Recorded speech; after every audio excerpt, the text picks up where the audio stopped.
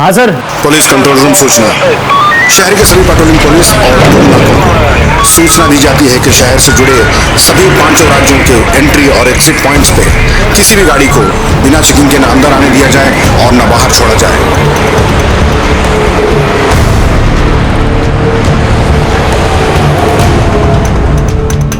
क्या लोकेशन है? सिटी के बाहर एक डेयरी है, वहीं की लोकेशन है। ओके।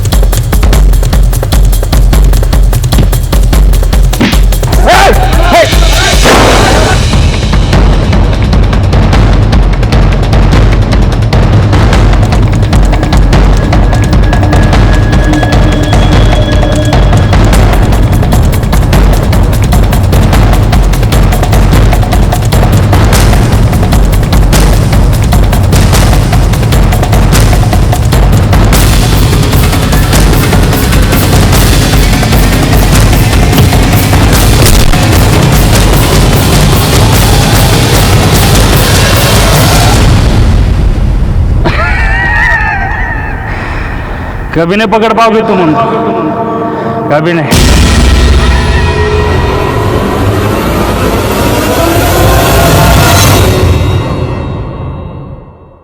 छोटे मोटे अपराध करके कानून की नजर से बच निकलना अपराधी अपराध को एक आदत बना लेते हैं। उन्हें लगता है कि वो कानून को चकमा दे सकते हैं और इसी गलत फहमी में वो एक के बाद एक जुर्म करते चले जाते हैं। आज का ये केस भी कुछ ऐसा ही है जो कभी भी देखा नहीं गया, जो शुरू तो हुआ था छोटे छोटे जुर्म से, लेकिन बढ़ बढ़ के इतना बड़ा अपराध बन गया कि एक महाजाल बन गया। सारे पुलिस डिपार्टमेंट की नींद और चैन हराम हो चुकी थी। साथ ही साथ पुलिस की गरिमा भी दांव पर लगी हुई थी। कई नौकरियां गई, कई तबादले हुए, फिर ये केस मेरे जिम्मे है। इस केस को देखना हमारे लिए बहुत जरूरी है, क्योंकि इस केस में वो दस्तक छिपी है जो हमारी मानसिकता को डिस्क्राइब करती है।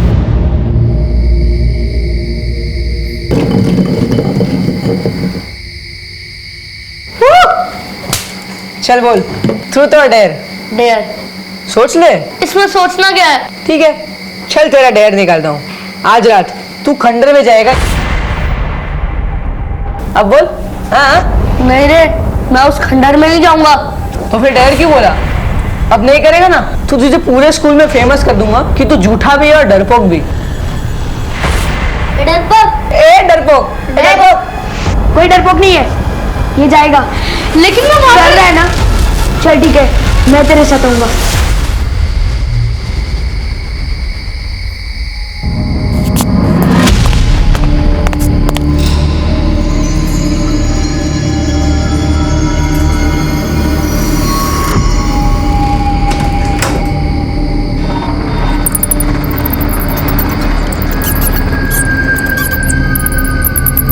आशु, यार बहुत डर लग रहा है। चल लौट चलते हैं, कहीं भूत भूत आ गए तो दोस्त तो हमारे जाएंगे। अबे डरपोक, दिमाग खराब हो गया क्या तेरा? ये भूत भूत कुछ नहीं होते। चल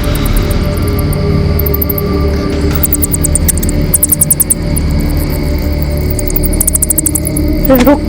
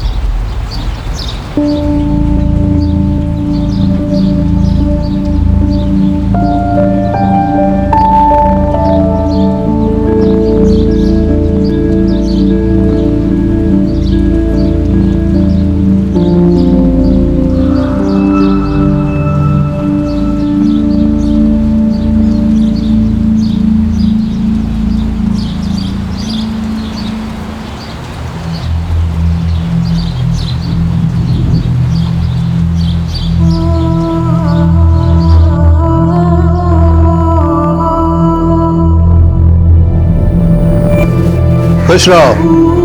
कसरत हो गई तुम्हारी? जी पिताजी, बस गाय को चारा देने ही जा रहा था। जाओ।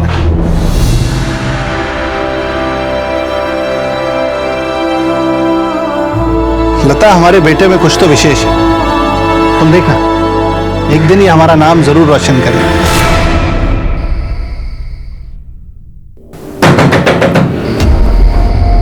सुनिए सुनिए, इतनी रात को कौन हो सकता है? तुम रुको, मैं देखता हूं।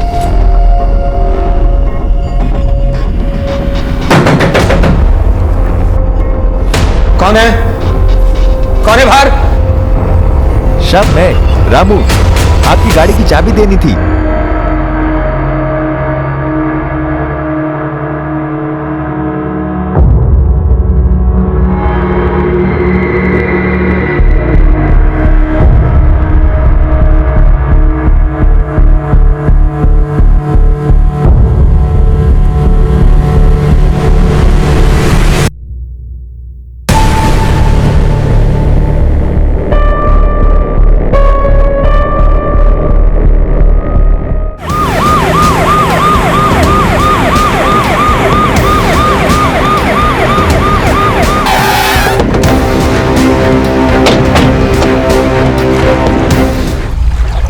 सर देख के लग रहा है लास्ट 3-4 दिन पुरानी है। चेक करो कोई आईडी वगैरह है क्या नहीं। यहाँ पास में एक बोर्डिंग स्कूल है सर, वहाँ के बच्चे अक्सर इस तालाब में मटर गश्ती करने आते रहते हैं। ये शायद वहाँ का होगा। बॉडी को पोस्टमार्टम के लिए भेजा और इस बोर्डिंग स्कूल में जाके पूछताछ कर। बोर्डिंग स्कूल किस तरफ? ये तो हमारे स्कूल का स्टूडेंट आशुतोष है। ये तो 4 दिन पहले घर जाने के लिए निकला था। क्या घर जाने के लिए निकला था? वो भी 4 दिन पहले? जी सर, दरअसल इसका एक भाई है अभिनव। ये दोनों हमारे स्कूल में ही पढ़ते हैं। पिछले हफ्ते हरिओम ने दोनों को खंडहर में पकड़ा था। कौन है उधर? ये तो हरिओम है। चल भाग, नहीं तो पकड़े जाएंगे।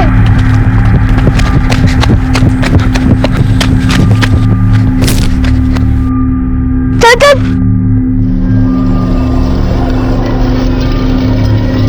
इतनी रात में क्या कर रहे हो तुम दोनों?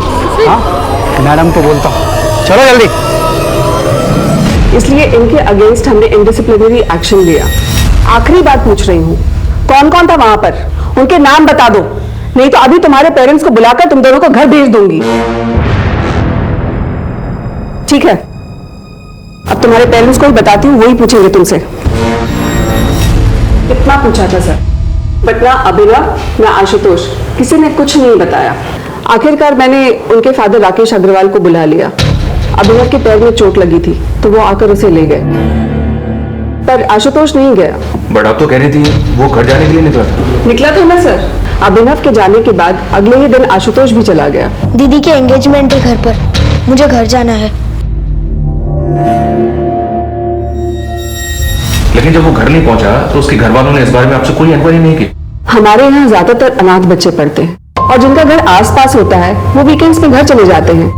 अब इनका घर भी पास में ही है और एक दिन पहले ही आशुतोष के पापा अभिनव को लेकर घर चले गए बेटी के एंगेजमेंट के लिए।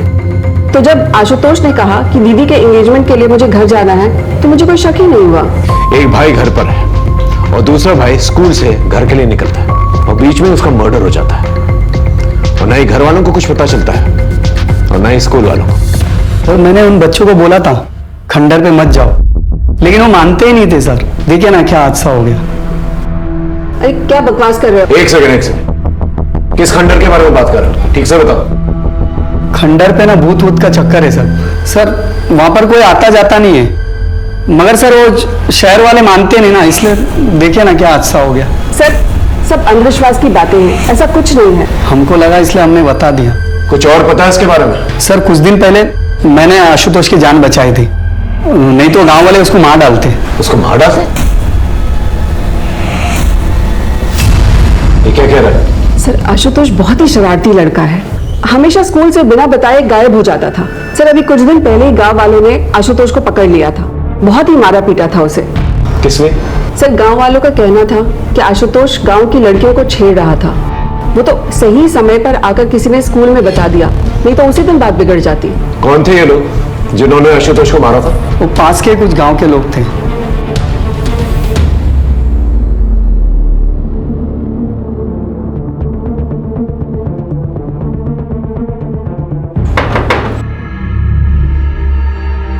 जी, राकेश अग्रवाल का घर ही? मैं हूँ राकेश अग्रवाल। आशुतोष आपका बेटा? जी हाँ सर, मतलब बात क्या है? जी, उसकी लाश मिली नदी में।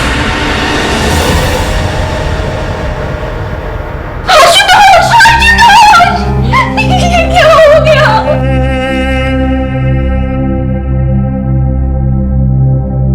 कुछ ही दिनों में मेरी बेटी सारिका की शादी है। देखिए ना सर, सिर्फ खुशी के माहौल में ये क्या हो गया।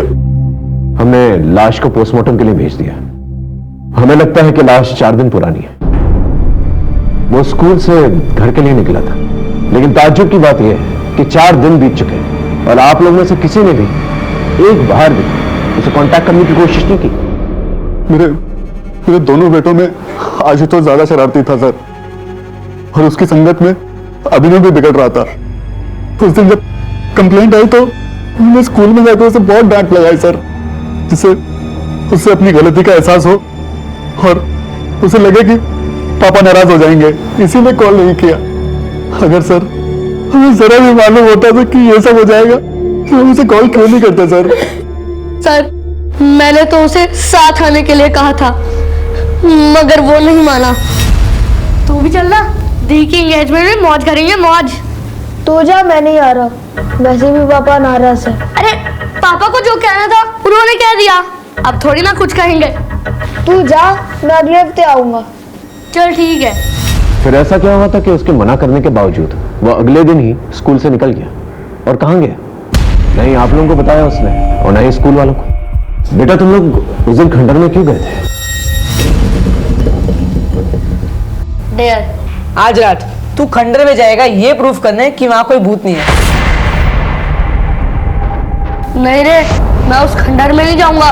डरपोक, डरपोक, कोई डरपोक नहीं है, ये जाएगा। लेकिन वो डर रहा है ना?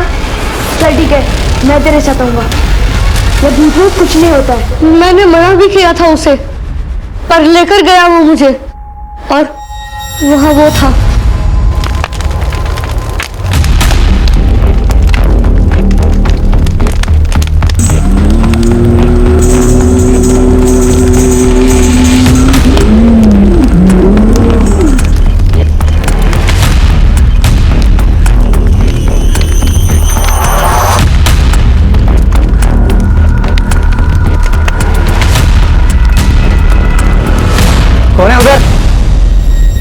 बेटा वो अघोरी कौन था? उसे पहले कभी देखा था? हम तो पहली बार देख रहे थे उसे, मगर वो था बहुत डरावना। अगर दोबारा उसे देखोगे तो पहचान लोगे? जी सर। एक बात बताओ अभी ना बेटा, वो जो तुम्हारे दोस्त हैं हॉस्टल में, कहीं ऐसा तो नहीं कि उन्होंने आशुतोष को दोबारा से उकसाया कि वो खंडर में जाए? पता नहीं सर। तुमने उन दोस्तों के नाम प्रिंसिपल को क्यों नहीं बताया? सर हम तो पहले से ही फंस चुके थे स्कूल में, उन्हें क्यों फंसाते? स्केच आर्टिस्ट की मदद से अभिनव से स्केच बनवाने की कोशिश करो।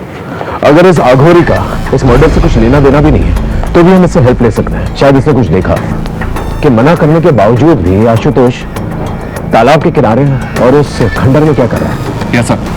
और इस फैमिली का भी बैकग्राउंड चेक करो। इतनी तैयारियां चल रही हैं सगाई की, लेकिन बेटा इनके टच में नहीं था और इन लोगों ने भी जरूरत नहीं समझी कि बेटे को कांटेक्ट करें। मामला कुछ अलग है। ये गांव वालों को क्या हुआ? एक टीम गांव भेजी थी सर, सबको थाने लेकर आई है। ठीक, चल। साहब, अब कोई हमारी बहू बेटियों पर नजर डालेगा तो उसे कुछ कहेंगे भी नहीं क्या? और ये आशुतोष की तो क्या कहें? साफ साफ बता क्या हुआ था?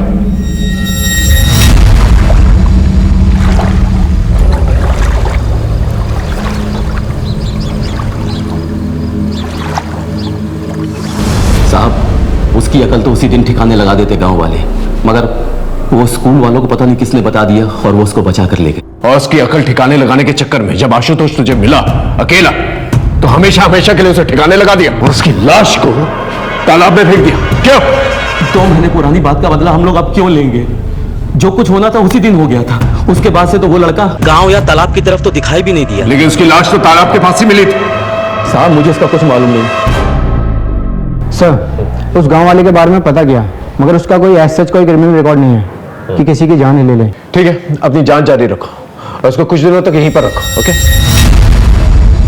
जब भी हम किसी केस की छानबीन करते हैं तो उस केस के हर एक पन्ने को पलट कर देखते हैं, विक्टिम से जुड़े सभी लोगों की अच्छी तरह से छानबीन करते हैं, सस्पेक्ट्स के सभी एंगल्स को अच्छी तरह से टटोलते हैं। इस केस में मामला बड़ा होने के साथ साथ सेंसिटिव भी था, इसलिए हमें बहुत ही समझदारी के साथ, बहुत ही गुप्त तरीके के साथ सब कुछ करना था। हम मुजरिम को चौकन्ना नहीं करना चाहते थे। केस में मुश्किलें बहुत थी, लेकिन हमने भी ठान ली थी। पृथिव्यानि त्रीणि रत्नानि जलमन्नं सुभाषिताम मुद्दे मुद्दे पृथिव्या त्रीणि रत्नानि जलमन्नं सुभाषितम् मुद्दे पाषाण खान्देषु रत्न संज्ञा विधीयते। अरे वाह, अब आप इस श्लोक का अर्थ बताइए। इस श्लोक का अर्थ है कि इस धरती पर सिर्फ 3 प्रकार के रत्न हैं, जल, भोजन और मनुष्य के विचार। बहुत अच्छे, आप ऐसे ही मेहनत करते रहो, एक दिन अपना बहुत बड़ा मुकाम हासिल करोगे।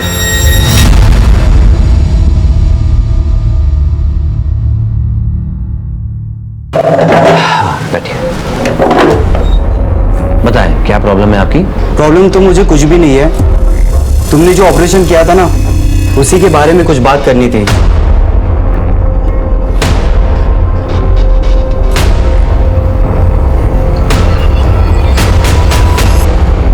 हाँ, आशुतोष की पोस्टमार्टम रिपोर्ट आ गई है।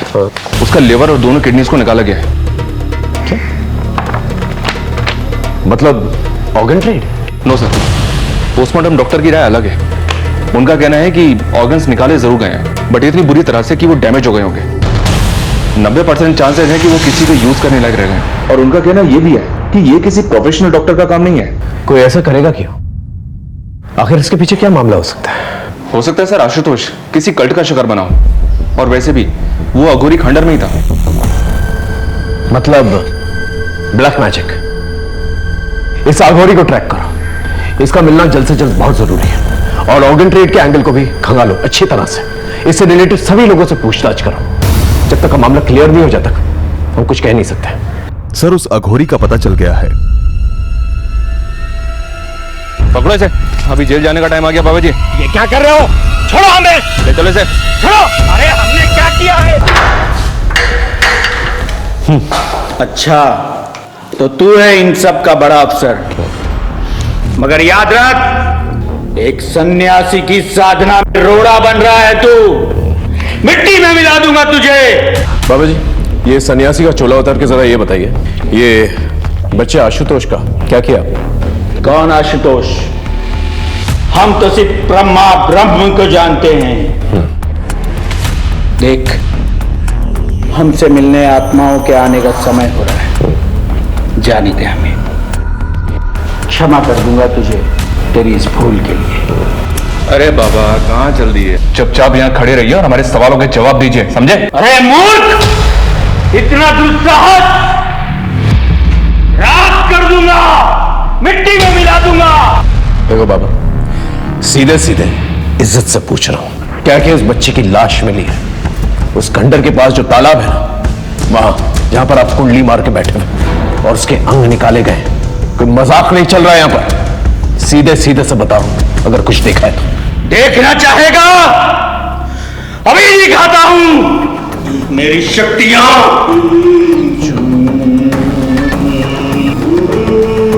सर, ये बहुत मोटी चमड़ी के होते हैं, ये ऐसे नहीं उगलेगा। आप कहें तो अपने तरीके से उगलवाओ। नहीं, रहने दो। इसे भूखा प्यासा रहना था सुबह तक। अगर सुबह तक कुछ नहीं बोला फिर अपना तरीका इस्तेमाल करें।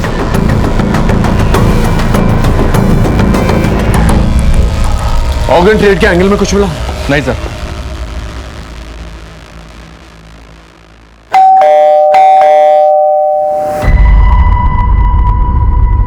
इतनी देर क्यों हो गई आज? कुछ नहीं, होम विजिट पे चला गया था। सर, आशुतोष की फैमिली बहुत खुश थी, सरिका की शादी हो रही थी और दोनों बच्चे भी बहुत अच्छे थे सर। बट राकेश फाइनेंशियली बहुत परेशान था। परेशान था मतलब? सर, राकेश की फाइनेंशियल कंडीशन खराब थी, लेकिन अपनी बेटी की शादी में उसने दिल खोल के खर्च करने का मन बनाया था। अपने पड़ोसी से 5 लाख रुपए उधार भी मांगे थे, पर लिए नहीं। लेकिन इस सब का आशुतोष के मर्डर से क्या कनेक्शन?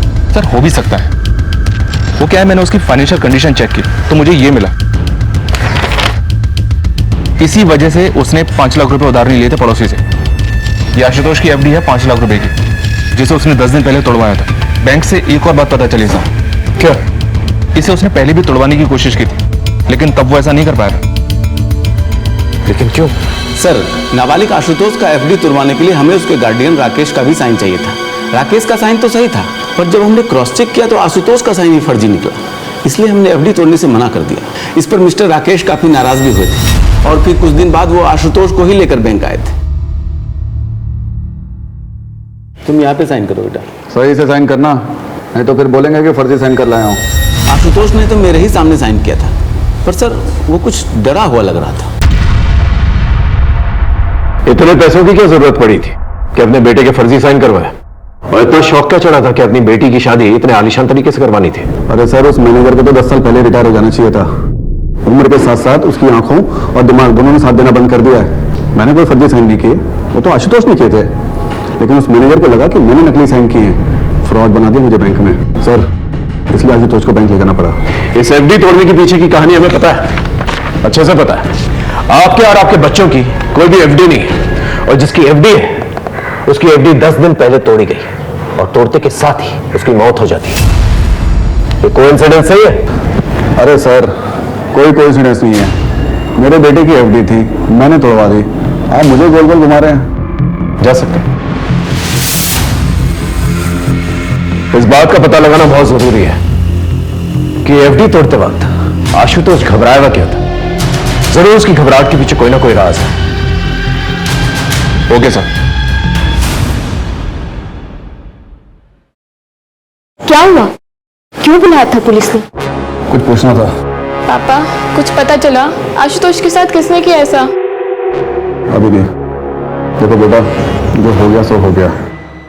तुम्हारी शादी को कब तक टालेंगे हम? आज भी तुम्हारे ससुराल वालों का फोन आया था। अब आगे बढ़ने का वक्त है, तुम्हारा भी और अभिनव का भी।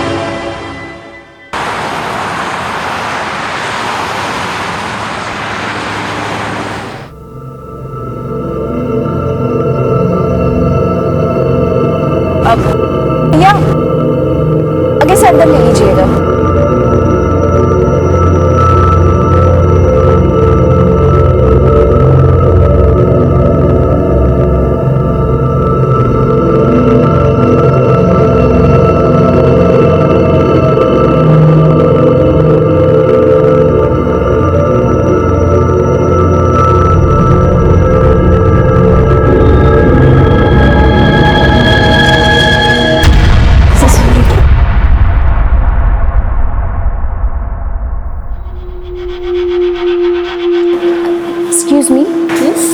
क्या मैं जान सकती हूँ रोहिणी मुझे कहाँ मिलेगी? जी आपको? जी वो मुझे जानती है, मैं उसी से ही मिलना चाहती हूँ। सॉरी, रोहिणी यहाँ पर नहीं है, कुछ ज़रूरी काम था तो वो चली गई। बट आप अपना नाम बता दीजिए, मैं उन्हें इन्फॉर्म कर दूंगी कि आप मिलने आई थी। आप एक काम कर लीजिए ना, वो कहाँ गई है मुझे बता दीजिए, मैं वहाँ जाकर मिल लूँगी उससे। सॉरी मैम, वो हम आपको नहीं बता सकते। आप अपना मुझे नाम बता दीजिए, वो जैसे ही आएंगे हम इन्फॉर्म कर देंगे।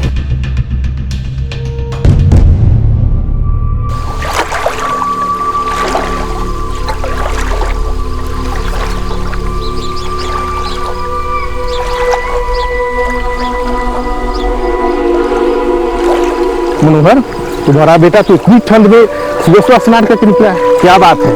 मनोहर, तुम्हारा बेटा तो बहुत तेजस्वी है। राम राम राम राम राम। ए पापी, तुमने मेरा धन भ्रष्ट कर दिया, अपने उतरन का पानी सूरज मुझ पर डाल दिया। हमको माफ कर दीजिए।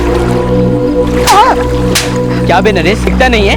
हम लोग इधर बैठे हुए, तू अपने कपड़े का उतरन का पानी डाल रहा है। माफ कर दीजिए काका। छोड़ो, मुझसे बात के लिए क्यों मार रहे हो? तुम उसको इतनी सी बात बोलते हो? इस पापी ने मेरा धन भ्रष्ट कर दिया है। घर से मैं स्नान करके निकला था, पूजा पाठ करना है मुझे, और तुम इसका पक्ष क्यों ले रहे हो? क्या तुम्हें अपने गांव की मर्यादा और परंपराओं का कोई ख्याल नहीं है? मुझे गांव की मर्यादा और परंपराओं का ख्याल है, मगर आप किसी इंसान का जाति धर्म देख के उसकी जान तो नहीं लेंगे। अगर नरेश के छूने से आपका धर्म भ्रष्ट हो जाता है तो मुझे इतना कमजोर धर्म नहीं चाहिए।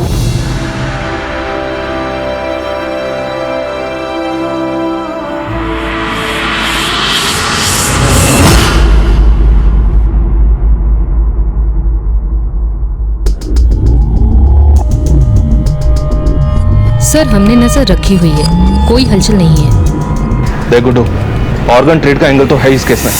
अब तू हमें बता दे, अगर बाद में पता चला ना कि तू कुछ भी जानता है तो प्रॉब्लम हो जाएगी तेरे लिए, समझा? अरे साहब, ये धंधा मैं बहुत पहले ही छोड़ चुका हूं साहब। अगर ऐसा कुछ भी उस लड़के के साथ हो ना साहब, ये खबर उड़ते उड़ते मेरे कानों तक जरूर आती साहब। साहब ये बाहर का एंगल है। सर स्कूल से एक न्यूज आई है। किरण जी, ये वही अंकित है ना जिसने अभिनव और आशुतोष के साथ खंडर पे जाने की बैट लगाई थी? आज रात तू खंडर में जाएगा ये प्रूफ करने कि वहां कोई भूत नहीं है। जी सर। और अब ये अंकित भाग गया है? सर अंकित अकेला ऐसा लड़का नहीं है जो स्कूल से भाग गया है, और भी लड़के हैं जो स्कूल से भाग गए हैं। असल में जिस माहौल में ये पैदा होते हैं, पलते हैं, उन्हें स्कूल की पढ़ाई अनुशासन जेल जैसी लगती है। मतलब? सर 60% बच्चे हमारे यहाँ अनाथ हैं, और अंकित भी अनाथ ही था। ये 3 साल पहले हमारे यहाँ किसी एनजीओ के थ्रू आया था। ये कोइंसिडेंस नहीं हो सकता कि पहले बैट लगी, फिर आशुतोष पकड़ा गया, उसके बाद उसका मर्डर हुआ और अभी अंकित भाग गया। कोइंसिडेंस है कि नहीं ये तो नहीं पता, पर अंकित और आशुतोष एक बार पकड़े गए थे। किस लिए? किसका फोन है ये? मैडम वो मैच आ रहा था, इसलिए मैंने अंकित से फोन ले लिया। मुझे नहीं मालूम था कि इसमें ऐसी सब फिल्म्स पड़ी होगी।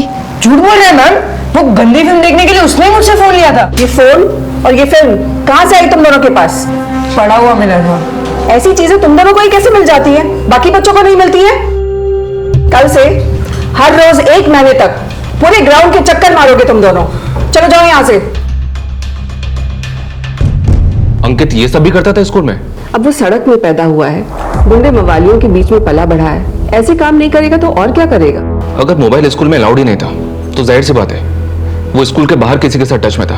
अच्छा, आपके पास अंकित का वो मोबाइल है जो किसी ने उसे दिया था? अगर है तो प्लीज दीजिए। अंकित की सारी डिटेल्स हमें चाहिए, वो कहां से आया था और यहां पर आने से पहले वो किन लोगों के साथ रहता था। इस केस में कई सिरे थे जो उलझे हुए थे, लेकिन हम अपनी पूरी ताकत के साथ, पूरी मुस्तैदी के साथ इन सारे सिरों को अच्छी तरह से टटोल रहे थे। जैसा मैंने पहले भी कहा था, मुजरिमों के बढ़ते हौसलों के साथ साथ उनके कनेक्शंस और उनके नेटवर्क्स भी बढ़ जाते हैं, लेकिन हम कड़ी से कड़ी जोड़ते गए और सारे सबूत इकट्ठा करते गए। हमें भी इस बात का पूरा अंदाजा था कि हमारा सामना एक बहुत ही पेशेवर और एक बहुत ही बड़े मुजरिम के साथ था।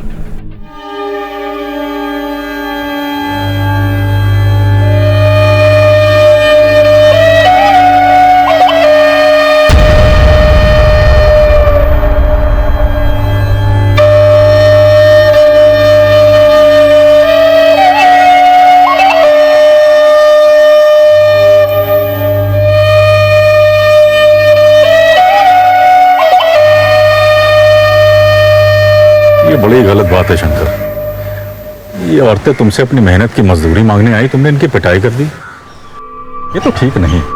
चलो इनसे माफी मांग। माफी मांग? मांग लो, इन लोग से माफी मांगे। अरे गुणानंद भैया, हमें कोई माफी नहीं चाहिए। सही कह रही है, एकदम सही कह रही है। अबे जब इनको पीटने में कोई आपत्ति नहीं है तो तुम काहे क्रांति का झंडा उठाए घूम रहे हो बे? ये क्रांति की बात नहीं है शंकर, ये न्याय की बात। देखो, आज तुम्हारे शरीर में बल है, ताकत है, तो तुम इनको मारते हो, पीटते, चुप रहती, बोलते नहीं। लेकिन ये ना भूलो कि इनके पास भी सत्य का बल है। तुम जानते हो तुम बौड़ा गए हो, तुम्हारा दिमाग खराब हो गया है, तभी तुम ऐसी बहकी बहकी बात कर रहे हो, समझे? देखो, हमको यहाँ पे तमाशा चाहिए नहीं। जितना तामा झामा है ना तुम्हारा ये सब लपेटो और निकलो यहाँ से, समझे? जैसे प्रभु की इच्छा। काका, बहुत सम्मान करते हैं हम आपका, लेकिन अब एक बात तो तय है कि जब तक शंकर इन गांव वालों से माफी नहीं मांगेंगे और इनकी मजदूरी नहीं देगा, तब खेतों में काम नहीं होगा। और हम सब भी यहीं बैठे रहेंगे काका, देखते हैं प्रभु की क्या इच्छा है ना। चलो बैठ जाओ भाइयों, बैठो, बैठ जाओ भारत, बैठो सब अपना ही बैठो।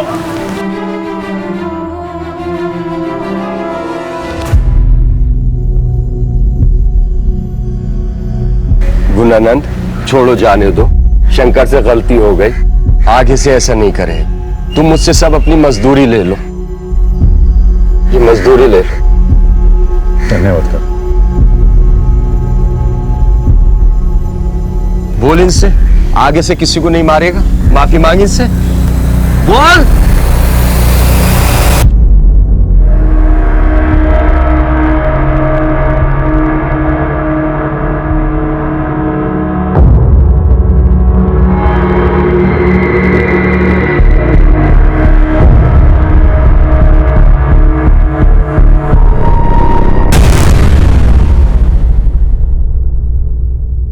लेना है। ध्यान रखा करो। कौन हो तुम लोग? अंदर कैसे आके तुम लोग? कंपाउंडर, ये क्या कर रहे हो तुम?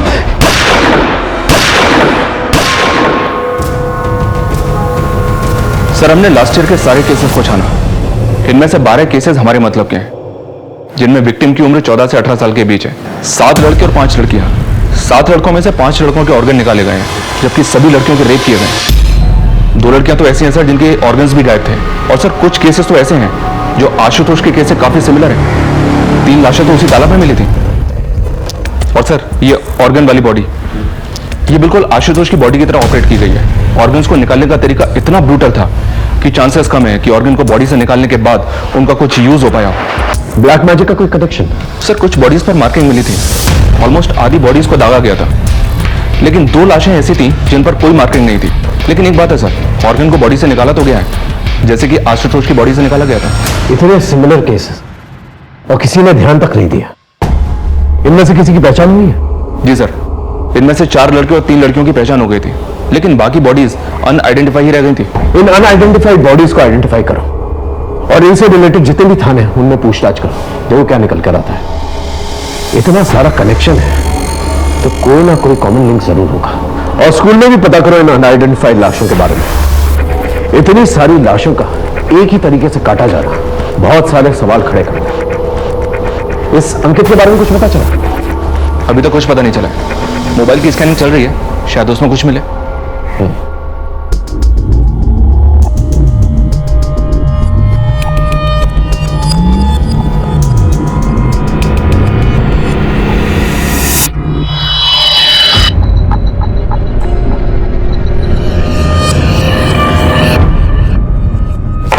सर, आप लड़कों के बारे में क्रॉस चेक कर रहे थे वो तो ठीक है, पर ये लड़कियां हमारा बॉयज स्कूल है।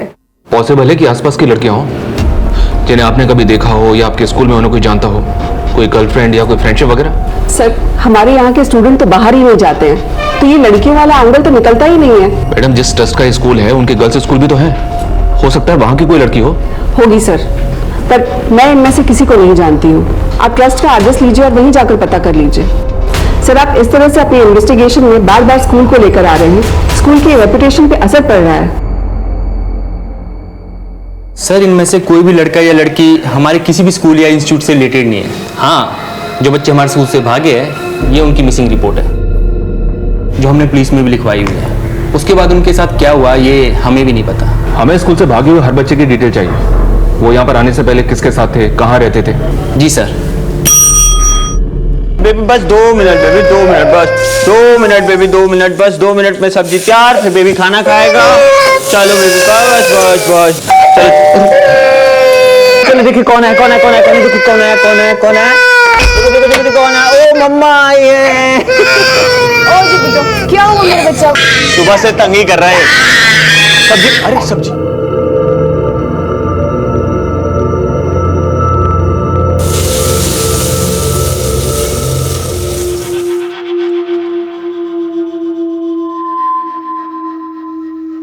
गौतम, तुम्हें मेरी वजह से क्या क्या सहना पड़ रहा है? क्या हो गया अचानक? तुम जानती हो चाहे कुछ भी हो जाए मैं हमेशा तुम्हारे साथ हूं। अच्छा बताओ, तुम्हारा काम कैसा था? ठीक ही था, पर हुआ नहीं। अगर हमें इस बार का चुनाव जीतना है ना तो कुछ अलग करना पड़ेगा। हम अपने कैदी पर चुनाव नहीं जीत सकते। वो गुणानंद है ना, वो जनता का मसीहा बन बैठा है। अच्छा, अभी जागे हैं आप। सरकार, ये जो बुद्धि आपको आई है ना, बहुत देर से आई है, समझे? क्या लूट मचाए हो पिछले 5 साल तक। और जिस टाइम पे आप लूट मचा रहे थे ना, वो गुणानंद जनता के बीच में जाके उनके लिए काम कर रहा था, इसीलिए मसीहा बना है। हमारी एक बात ना आप कान खोल के सुन लीजिए, आपके नेतागिरी में ना बहुत सारा पैसा लगाए हम, अब हम नुकसान नहीं उठा सकते। तो ये गुणानंद का हिसाब किताब कीजिए, समझ रहे? क्या है कि हमारा पैसा ना मेहनत का पैसा है, ब्याज सहित असूले में। वक्त के साथ साथ ये केस भी बड़ा और संगीन होता चला जा रहा था। नए नए खौफनाक और खतरनाक मामले रोशनी में आ रहे थे, क्योंकि लोगों में डर का माहौल बना हुआ था, इसलिए कोई भी खुलकर सामने नहीं आना चाहता था। लेकिन कोई ना कोई, कहीं ना कहीं पहल जरूर करता है। इस केस में अपराध के खिलाफ मोर्चा खोलने वालों की, आवाज उठाने वालों की जितनी सराहना की जाए उतनी कम है, क्योंकि इसी के जरिए इस अपराध का महाजाल हम काट सकते थे। सलाम साहब, बोल। एक खबर लाया हो आशुतोष के बाप के बारे में। क्या खबर? सर आजकल कुछ ज्यादा ही भगवान को मानने लगे। तो इसमें खबर जैसा क्या? आप ही तो जादू टोने का एंगल ढूंढ रहे थे ना, इसलिए सोचा बता दूं। आप तो जानते हो छोटी मोटी बात के लिए आपको डिस्टर्ब नहीं करता। तो बड़ी बात बताना। आशुतोष और उसके बाप के रिश्ते के बारे में। सर एहतियात के तौर पर आदमियों को जब डिटेल्स निकालने के लिए कहा था, तब इस फैमिली के बारे में ये बात पता चली, जिसे बहुत ही खूबसूरती से लोगों ने छिपा के रखा हुआ। आजकल बहुत पूजा पाठ करवा रहे हैं। हाँ तो इसमें गलत क्या है? घर की शांति के लिए करवा रहे हैं। लेकिन हमें तो पता चला है कि ये सब कुछ आजकल में शुरू किया आपने। अचानक से इस तब्दीली की वजह जान सकते हैं? मेरा बेटा मरा है। आपका नहीं, आपके बड़े भाई का। आशुतोष आपका बेटा नहीं था, ये बात आपने हमसे छुपाई। वो मेरे बड़े भाई का बेटा था, लेकिन मेरे बेटे जैसा ही था। बड़े भाई की मौत के वक्त वो 2 साल का था, तब से पाला है उसे। तो छुपाने जैसा क्या है? छुपाने वाली बात है पैसा। आपने अपनी बेटी सारिका की शादी के लिए आशुतोष की एफडी तोड़ी, और एफडी तोड़ने के तुरंत बाद ही उसकी मौत हो जाती। क्यों? जी क्या कह रहे हैं सर आप? 5 लाख रुपए के लिए मैं ये सब करूंगा? मैंने कब कहा कि 5 लाख रुपए के लिए आप करेंगे ये सब? पेपर्स हैं, ये पेपर्स हमने तहसील से मंगाए हैं। ये आपके बड़े भाई की प्रॉपर्टीज के पेपर है, और इसके मुताबिक उनकी मौत के बाद तुरंत ही उनके बेटे के नाम पे हो जाती है सारी प्रॉपर्टीज अपने, और उसकी मौत के बाद ये सब कुछ आपके नाम पे हो जाता है। अब इतना सब कुछ के लिए आप ये सब तो करिए। खुद से कातिल ढूंढा नहीं जा रहा और हमारे ऊपर आरोप लगा रहे हैं। अगर आपके पास कोई सवाल है तो पूछिए, वरना मुझे और भी काम है।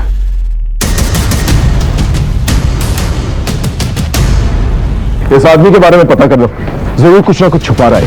और जितने भी बाबा और पंडित हैं उन सबको राउंड अप करो, पता करो कौन सी पूजा पाठ करवा रहा है। कहीं ये जादू टोना तो नहीं करवा रहा? पता करते हैं sir.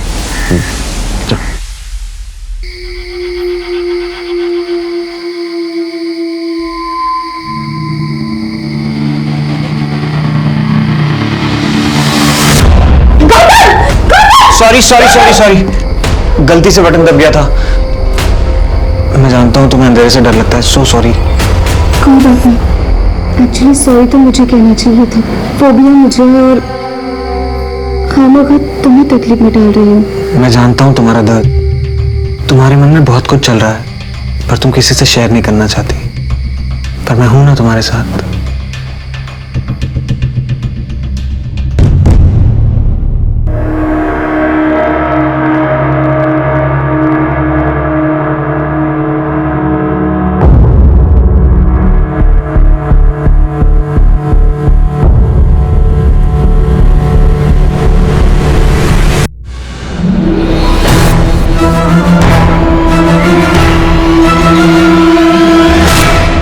Thank you very much, sir. Have a great day.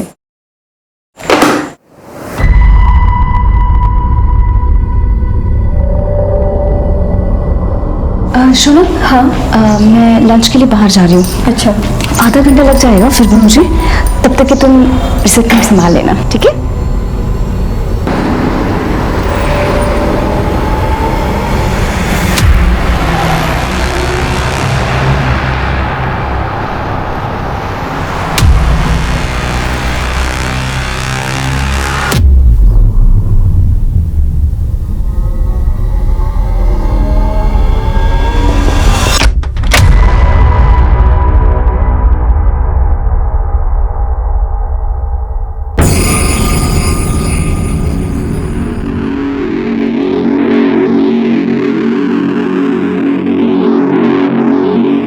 कुछ मिला? हाँ मिला तो है, मगर मुझे वो तो मिल जाए जिसके लिए मैंने इतना बड़ा रिस्क लिया है।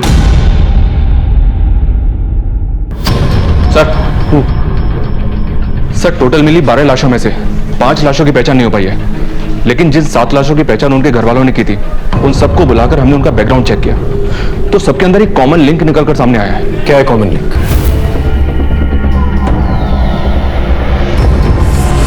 अच्छा, तो इसका मतलब यह हुआ इन बच्चों की फैमिलीज का इन्वॉल्वमेंट कहीं ना कहीं इस मर्डर्स में है, या फिर डर के मारे इन लोगों ने केस फाइल नहीं किया इसके खिलाफ। बिल्कुल सर, एग्जैक्टली यही लिंक आशुतोष की फैमिली का है। राकेश के यहाँ काफी आना जाना है इनका।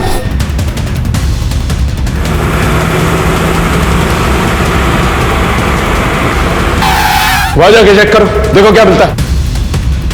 बस प्रशांत अंदर है, देखो वहां जाओ। Yes sir. हाँ क्या हो रहा है इंस्पेक्टर? आप लोग ऐसे कैसे प्रेमाइस के अंदर घुस आए? देखिए मैम, हमें प्लीज अपना काम करने दीजिए, आपको जल्दी पता चल जाएगा। Okay sir. हाँ बच्चा, कुछ पता चला? अंदर कुछ भी सस्पिशियस नहीं मिला। छोटे छोटे बच्चे यहाँ आते हैं, आप लोग की इस तरह की गैर जिम्मेदार हरकत की वजह से देखिए कितना डरे हुए हैं वो। इस तरह आप लोग अंदर घुस आए, वो भी बिना वारंट के। I will complain it to your seniors.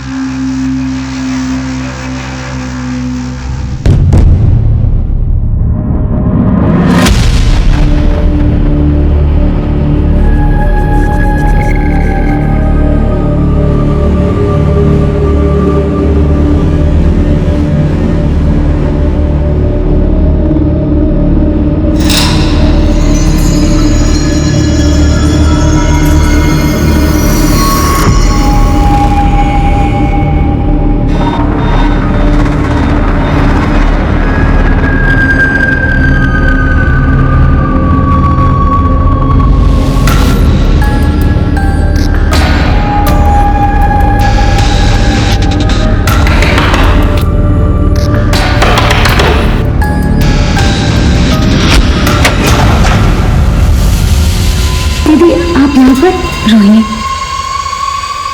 अपना जल्दी से सामान पैक कर ले और हम यहाँ से चलते हैं। दीदी मैं कहीं नहीं जा रही।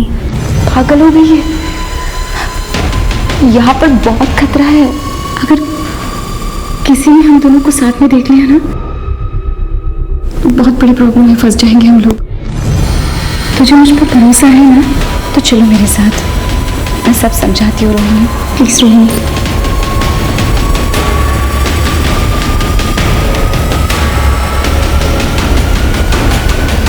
चलो रोहिणी। रुक क्यों गई? चलो। तुम्हें क्या लगता है दीदी, मैं तुम्हारे झांसे में आ जाऊंगी? मुझे तो पहले से ही पता था कि तुम मुझसे जलती हो, और अभी तो मुझसे जलने की और भी वजह है ना तुम्हारे पास। ये पैसा, ये पावर है ना। रोहिणी, ऐसी बात नहीं है बेटा, यहाँ पर कुछ भी सही नहीं है, इसलिए कह रही हूँ। चलो। क्यों दीदी, क्यों सही नहीं है? जब तक तुम कर रही थी सब कुछ सही था, लेकिन तुम पीछे रह गई, मैं आगे निकल गई, तो बस सब कुछ गलत हो गया। हिमांशु रावत, इतनी लापरवाही। पुलिस डिपार्टमेंट में काम करते हो तो क्या पुलिस के रूल्स रेगुलेशन फॉलो नहीं करोगे? तुम जानते भी हो कितना कियोस हो सकता था अगर पब्लिक को इस रेड के बारे में पता चलता। सर, हमारी इन्वेस्टिगेशन की सारी लीड्स इसी जगह पर पहुंच रही थी, इसे हमने रेड मारी। आगे से इस बात का ख्याल रखना, मुझे इन्फॉर्म किए बिना तुम इस केस में कोई भी कदम नहीं उठाओगे। पिछले हफ्ते एक टीम ने रेड मारने की परमिशन मांगी थी। ये फाइल स्टडी करो। ये क्या सर? एक टीम और भी है जिसने सेम जगह पे छापे मांगे थे। कौन सी टीम? जी, इस केस के बेसिस पर ही हमने कमिश्नर साहब से रेड के ऑर्डर मांगे थे, बट इनफ एविडेंस ना होने की वजह से ऑर्डर इशू नहीं हुए थे। ये कौन सा केस था? एक आदमी की बीवी गायब हो गई थी। सर, मेरी बीवी वैदेही, वो बोल के गई थी कि वो ऑफिस के काम से शहर से बाहर जा रही है, पर तब से अभी तक वो वापस नहीं आई। कहाँ गई थी वो? पता नहीं सर, कुछ बताया नहीं। सर, मैंने ऑफिस से पूछताछ भी की, पर उन्होंने कहा कि वैदेही शहर से बाहर कहीं गई नहीं ऑफिस के काम से। जब हमने इस औरत के ऑफिस से पता किया तो हमें ये पता चला कि वो औरत अक्सर अपने पति से झूठ बोल करके कई शहरों में जाया करती थी, जबकि उसके ऑफिस से कभी भी काम के सिलसिले में उसको शहर से बाहर भेजा ही नहीं गया था। फिर ये कहाँ जाती थी? पहले तो हमें ये अफेयर का एंगल लगा, फिर हमने उसके पति से बात की। देखिए, आपकी बीवी ऑफिस के काम से तो बाहर जाती नहीं थी, और आपका ये कहना है कि उसका कोई अफेयर भी नहीं था, फिर वो आपसे झूठ बोल करके आखिर जाती कहाँ थी? सर, मैं श्योर तो नहीं हूँ, पर उसकी एक बहन थी रोहिणी, जो शादी से पहले कहीं चली गई थी। हो सकता है वैदेही उसे ही ढूंढने जाती हो, क्योंकि हमेशा वो यही कहती रहती थी कि उसको वो ढूंढ के रहेगी। कहाँ से गायब हुई थी उसकी बहन? सर कभी उसने मुझे बताया नहीं। जब हमें वैदेही की बहन रोहिणी की गुमशुदगी के बारे में पता चला तब हमने अपनी इन्वेस्टिगेशन फिर से शुरू की।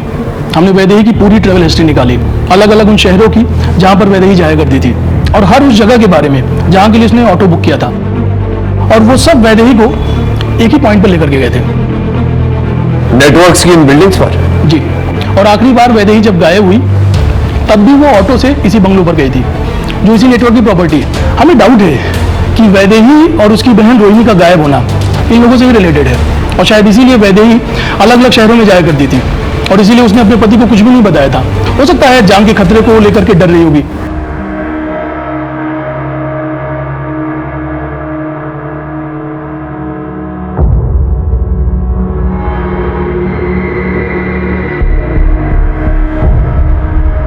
बाबा की जय हो। बाबा की जय हो। बाबा की जय हो। सर ये वही लोकेशन है जहां पर वैदेही मिली, और ये वही लोकेशन है जहां पर हमने पहले टारगेट किया था, और इन सब का कनेक्शन वो नेटवर्क है। सर ये सारे विक्टिम्स जो हैं इनके पावर की वजह से डरे हुए हैं। अगर आप हमें परमिशन दे देंगे तो ये सारे विक्टिम्स सामने आएंगे, सैकड़ों की संख्या में सामने आएंगे। हाइपोथेटिकल बातें मत करो हिमांशु। ऐसा करेंगे तो वैसा होगा, वैसा करेंगे तो ऐसा होगा। थोड़ा प्रैक्टिकल सोचो। शक करने की वजह हमारे पास बहुत हैं, लेकिन क्या हमारे पास पुख्ता सबूत हैं? कोई चश्मदीद गवाह हैं? देखो पिछली बार भी तुमने रेड मारी थी, क्या मिला? इस बार भी अगर हम फेल हो गए, रिजल्ट 0 आ गया, तो संभालना बहुत मुश्किल होगा हिमांशु। सर ऐसा दोबारा नहीं होगा। I promise I will not fail you. ऐसा मत सोचो कि मैं तुम्हें काम करने नहीं दे रहा हूँ, इसलिए मैं ये कहूँगा कि तुम कोई पुख्ता सबूत ढूंढो, कोई चश्मदीद गवाह ढूंढो, तब मैं इस ऑर्डर पे साइन करूंगा। सिर्फ शक के बेसिस पर इतना बड़ा रिस्क मैं नहीं ले सकता। हमने पूरी एड़ी चोटी का जोर लगा दिया था, लेकिन फिर भी अपराधी को पकड़ने में हम नाकामयाब रहे। अब हलचल बढ़ गई थी। अब अपराधी की नजर पुलिस की हर एक मूवमेंट पे थी, क्योंकि केस सेंसिटिव और बड़ा था। कमिश्नर साहब की इंस्ट्रक्शंस और उनकी फिक्र वाजिब थी। हम कोई गलती नहीं कर सकते थे और न ही खुलेआम हाथ डाल सकते थे। ऐसे में हमने ठोस और पुख्ता सबूत जमा करने शुरू किए। एक कहावत तो आपने सुनी ही होगी, पाप का घड़ा एक ना एक दिन जरूर भरता है। शायद वक्त आ गया था कि इस गुनहगार की किताब के पन्नों में कानून की सजा के पन्ने अब लिखे जाएं। ये आपने लिखवाई थी? जी सर, मेरे पति ऋतुराज की हत्या इन्हीं लोगों ने करवाई है, क्योंकि उन्होंने इन लोगों के लिए काम करने से मना कर दिया था। वो लोग इतने बड़े हैं कि पुलिस कुछ नहीं कर पाई। न शूटर मिला, न इंसाफ हुआ।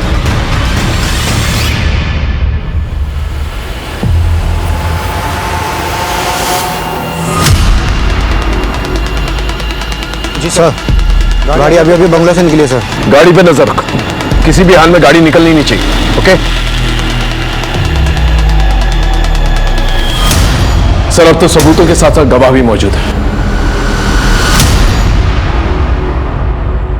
हाँ सर, वो वही है हाईवे पर।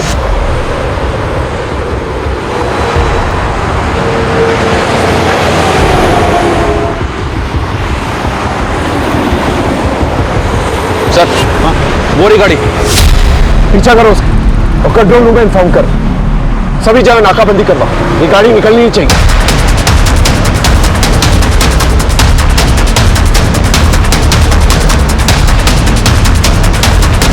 तेज चलो।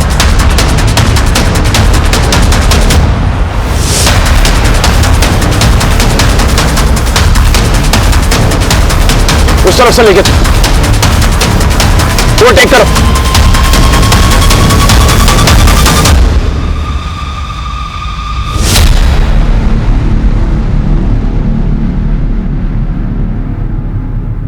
सर अब तो सबूतों के साथ साथ गवाह भी मौजूद है। हमारी टीम्स रेडी है, बस आपके ऑर्डर्स की जरूरत है। देखो मैडम, आप पीछे तो नहीं हटेगी? नहीं सर, उस आदमी को मैं सलाखों के पीछे देखना चाहती हूँ और उसके लिए मैं कुछ भी करूंगी। सर हम जितनी देर लगाएंगे वो इतनी दूर चला जाएगा, प्लीज।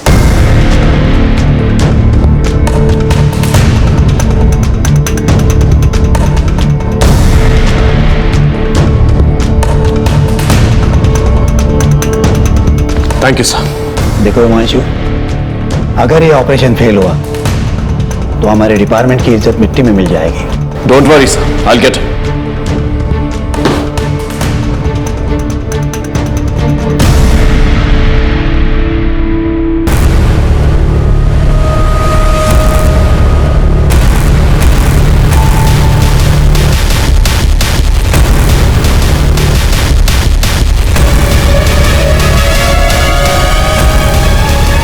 लगता है हमारे बेटे में कुछ तो विशेष है। एक दिन ये हमारा नाम जरूर रोशन करेगा।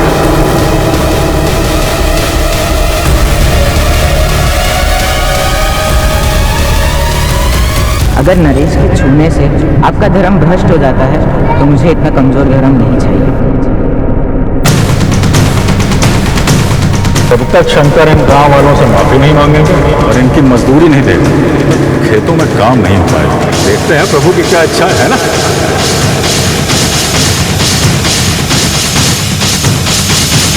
Breaking news. अभी तक की सबसे बड़ी खबर ये है कि गुणानंद स्वामी को पुलिस ने राज्य के हाईवे से गिरफ्तार कर लिया है। गुणानंद की गिरफ्तारी के बाद उनके भक्तों में काफी आक्रोश देखा जा रहा है। कई जगहों पर तोड़फोड़ और आगजनी की वारदातें भी हुई हैं। छोड़ेंगे नहीं, आग लगा देंगे घर को। इंस्पेक्टर साहब, मैं एक सन्यासी हूँ और आप मुझ पर ये इतने घिनौने आरोप लगा रहे हैं, वो भी बिना किसी सबूत के।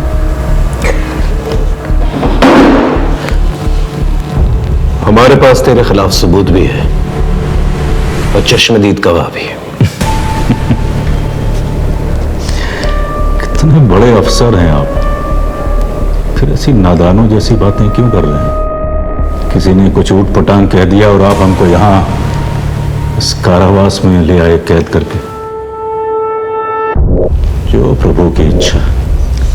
हमें आपसे कोई शिकायत नहीं, भय है कि आप हमारी बात मान नहीं रहे, लेकिन हमारे जो भक्त हैं बाहर, यदि उन्हें ये पता चल गया कि आपने मुझको यहाँ यूं कैद करके रखा है तो यकीन जानिए अनर्थ हो जाएगा।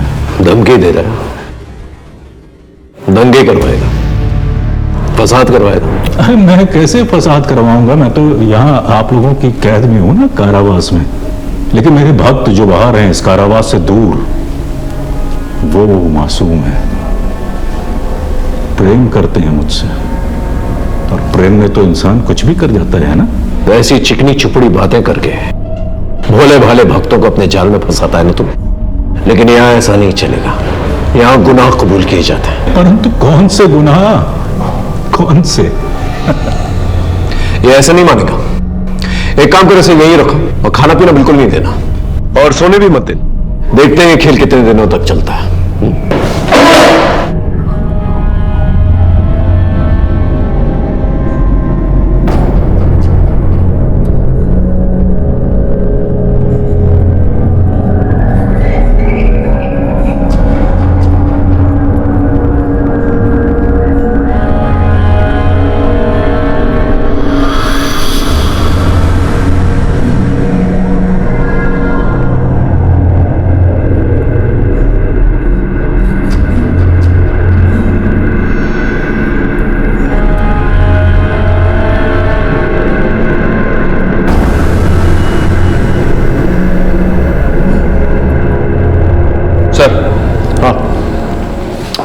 आपका फॉर्मूला काम कर गया, बोलने को तैयार हो गया है। हर इंसान को उसके तरीके से हैंडल करना पड़ता है। चल।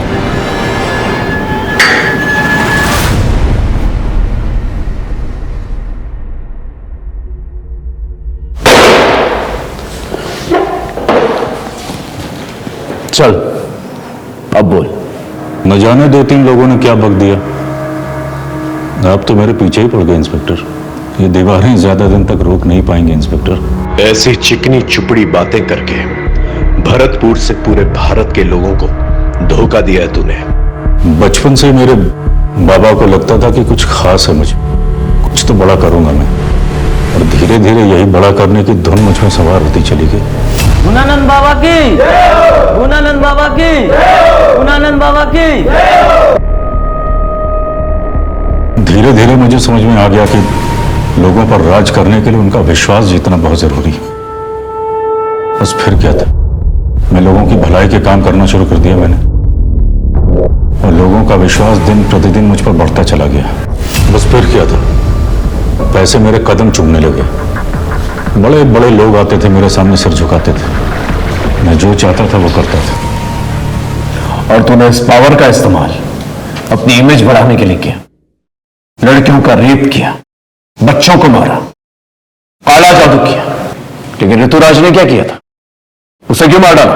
ऋतुराज हमारे लिए मारकाट वाले काम करता था, जादू में इस्तेमाल करने के लिए।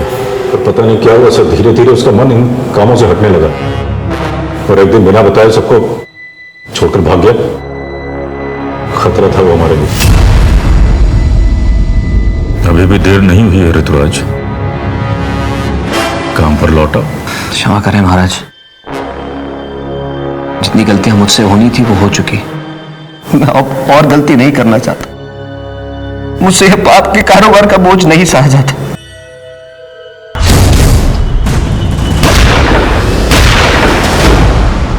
वैदेही कहाँ है?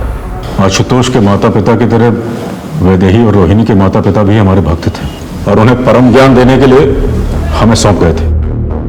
सौंप गए थे और तूने उनका शोषण किया।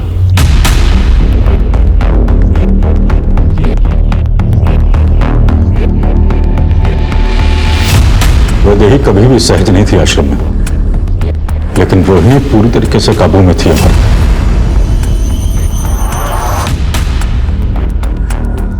6 साल दोनों आश्रम में रहे, परंतु उनके माता पिता की मौत के पश्चात वैदेही आश्रम से भागने में सफल हो गई। लेकिन वैदेही रोहिणी को आश्रम से निकालने के लिए लगातार प्रयास कर रही थी और एक दिन वो रोहिणी तक पहुंच भी गई, लेकिन रोहिणी ने उसके साथ जाने से इनकार कर दिया।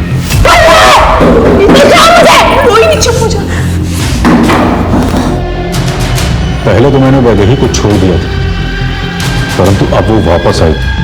मैंने सोचा अगर इस बार उसे छोड़ देता तो वो पुलिस को अपने साथ ला सकती थी, इसलिए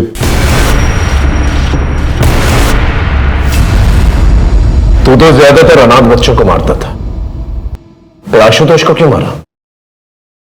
वो तो तेरे स्कूल में पढ़ता था, ऊपर से गरीब भी था। उसका बाप मेरा भक्त था और वो गरीब नहीं था। बाद में मुझे पता चला कि उसके बाप के पास पैसे भी थे और जमीन भी, और वो दोनों मुझे चाहिए थे। इसलिए मौका मिलते ही मैंने उसके बाप को अपने झांसे में ले लिया। दोनों लड़कों ने अघोरी की बुलाई हुई आत्माओं को भगा दिया है महाराज। अघोरी की तपस्या भंग होने की वजह से आत्माएं इनके बेटों पर हावी हो गई हैं। कुछ कीजिए महाराज, कुछ कीजिए। देखो, तुम्हारे दोनों बेटों ने गलती तो की है, जिस वजह से आज उन दोनों की जान खतरे में है। हम ज्यादा से ज्यादा किसी एक बेटे की जान बचा सकते हैं। एक बेटे की बलि तो तुमको देनी ही पड़ेगी। अभिनव की जान बचाने के लिए उसने आशुतोष को बलि के लिए चुना। पूजा के नाम पर हमने उससे 3 लाख रुपए लिए और उसकी बलि चढ़ा दी। और अंकित ने क्या किया था? उसे क्यों गायब किया? उसने आशुतोष की बलि चढ़ाते हुए देख लिया था।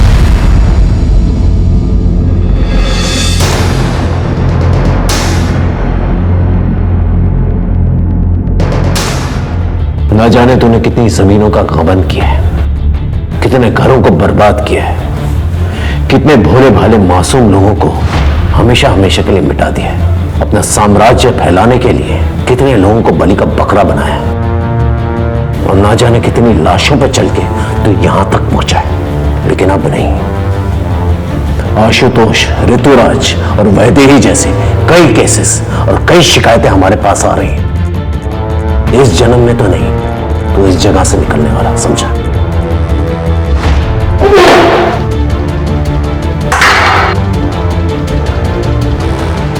आज दुनिया के हर एक कोने में ऐसे बाबा हैं जो आध्यात्मिक होने के साथ साथ बड़े बड़े और अच्छे अच्छे काम करते हैं, और लोग भी आंख बंद करके उन पर विश्वास करते हैं।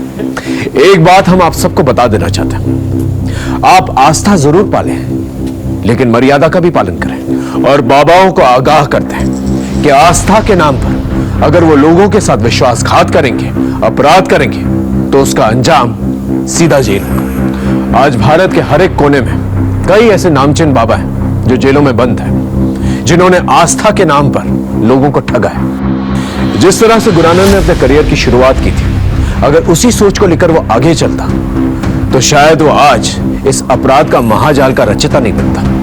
हम इन बाबाओं को ताकतवर बनाते हैं और इस ताकत और भरोसे का ये लोग नाजायज फायदा उठाते हैं।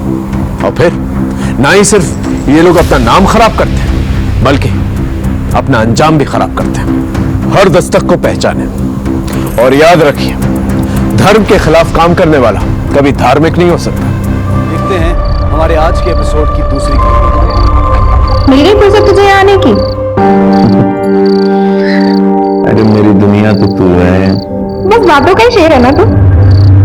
बातों का शेर हूं मैं? हाँ, यही तो करने आता है तू। दिल में तो तूने अपनी हीना की फोटो छुपा रखी है। प्यार तो तू उसी से ही करता। बहुत प्यार करता हूं मैं, लेकिन क्या है ना सीतारा, ये किस्मत बड़ी गंदी चीज होती है। जहां खुशियां मिलेंगी वहीं गच्चा मारती। तेरी किस्मत के कहां उमेट के सीधे रास्ते पर तुझे लाने की मेरी जिम्मेदारी। तेरा जो पागलपन है ना, उससे मुझे बहुत प्यार है।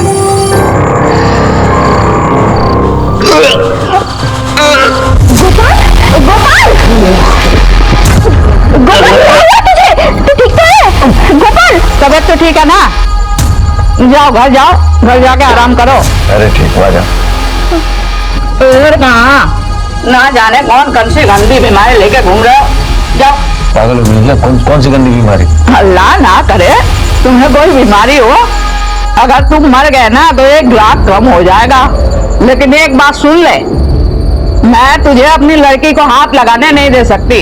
तेरी गंदी बीमारी अगर मेरी लड़की को हो गया ना तो अपना तो धंधा गया। अरे निकलो यहाँ से। अरे निकल चल। अरे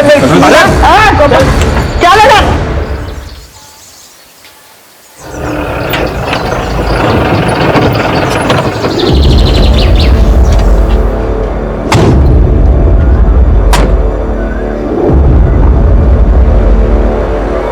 आ गया तू? हाँ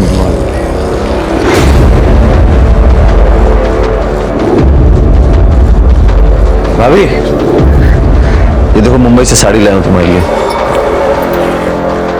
अरे वाह, ऐसी साड़ी तो पूरे इंदौर में नहीं मिलती। अच्छा, तो मुंह क्यों सूजा रखा है? घर में सब ठीक तो है? माँ कहाँ है? माँ बाहर गई है और पूजा आई हुई है। पूजा ही है? हाँ? अरे पूजा, ये क्या हुआ? क्या हुआ तुझे? किसने? कौन मार? अरे किसने हाथ उठाया तुम? हाँ? भैया मैं वापस उस घर में नहीं जाऊंगी। जानवरों की तरह मारता है वो मुझे। अले की इतनी हिम्मत, मेरी बहन पे हाथ उठाएगा वो? छोड़ूंगा नहीं उसे।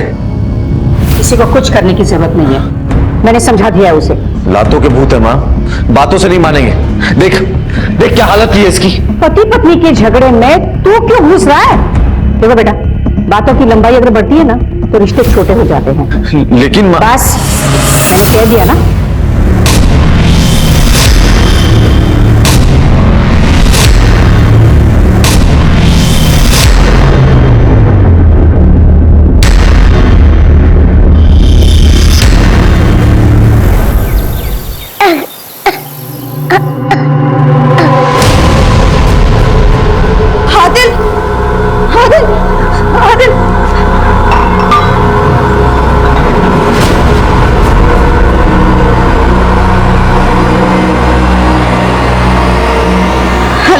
डॉक्टर साहब, आदिल की तबीयत फिर से खराब हो गई है। मैंने पहले ही कहा है, उसे एडमिट करा दो।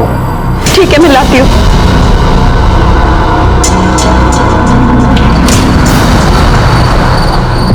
अबे मेरी रोटियां वहां क्यों दे दी?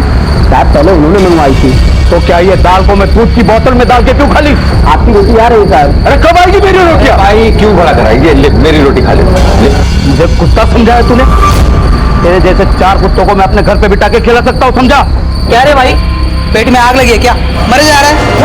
खून में करनी है तेरे ना, छोड़ूंगा नहीं मैं तेरे को, समझा? अरे देख लूंगा तुझे मैं। चल खाना खा ले, आता हूँ मैं 1 घंटे में।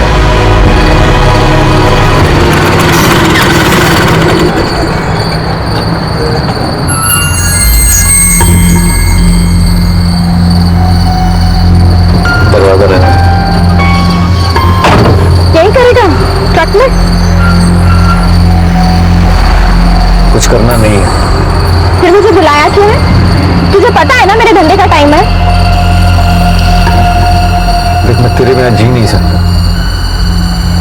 लेकिन गोपाल, मैं एक बार अपना प्यार खो चुका, मैं दोबारा नहीं खोना चाहता। मेरे साथ चल। ठीक है, चल ले चल अपनी दुनिया में।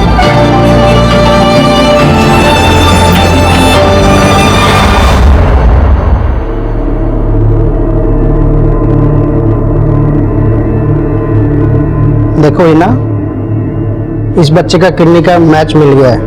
यही मौका है, अगर ऑपरेशन नहीं हुआ दूसरा डोनर के लिए काफी इंतजार करना पड़ेगा। आप बुकिंग कीजिए, मैं कैसे ना कैसे करके पैसे का अरेंजमेंट कर दूंगी।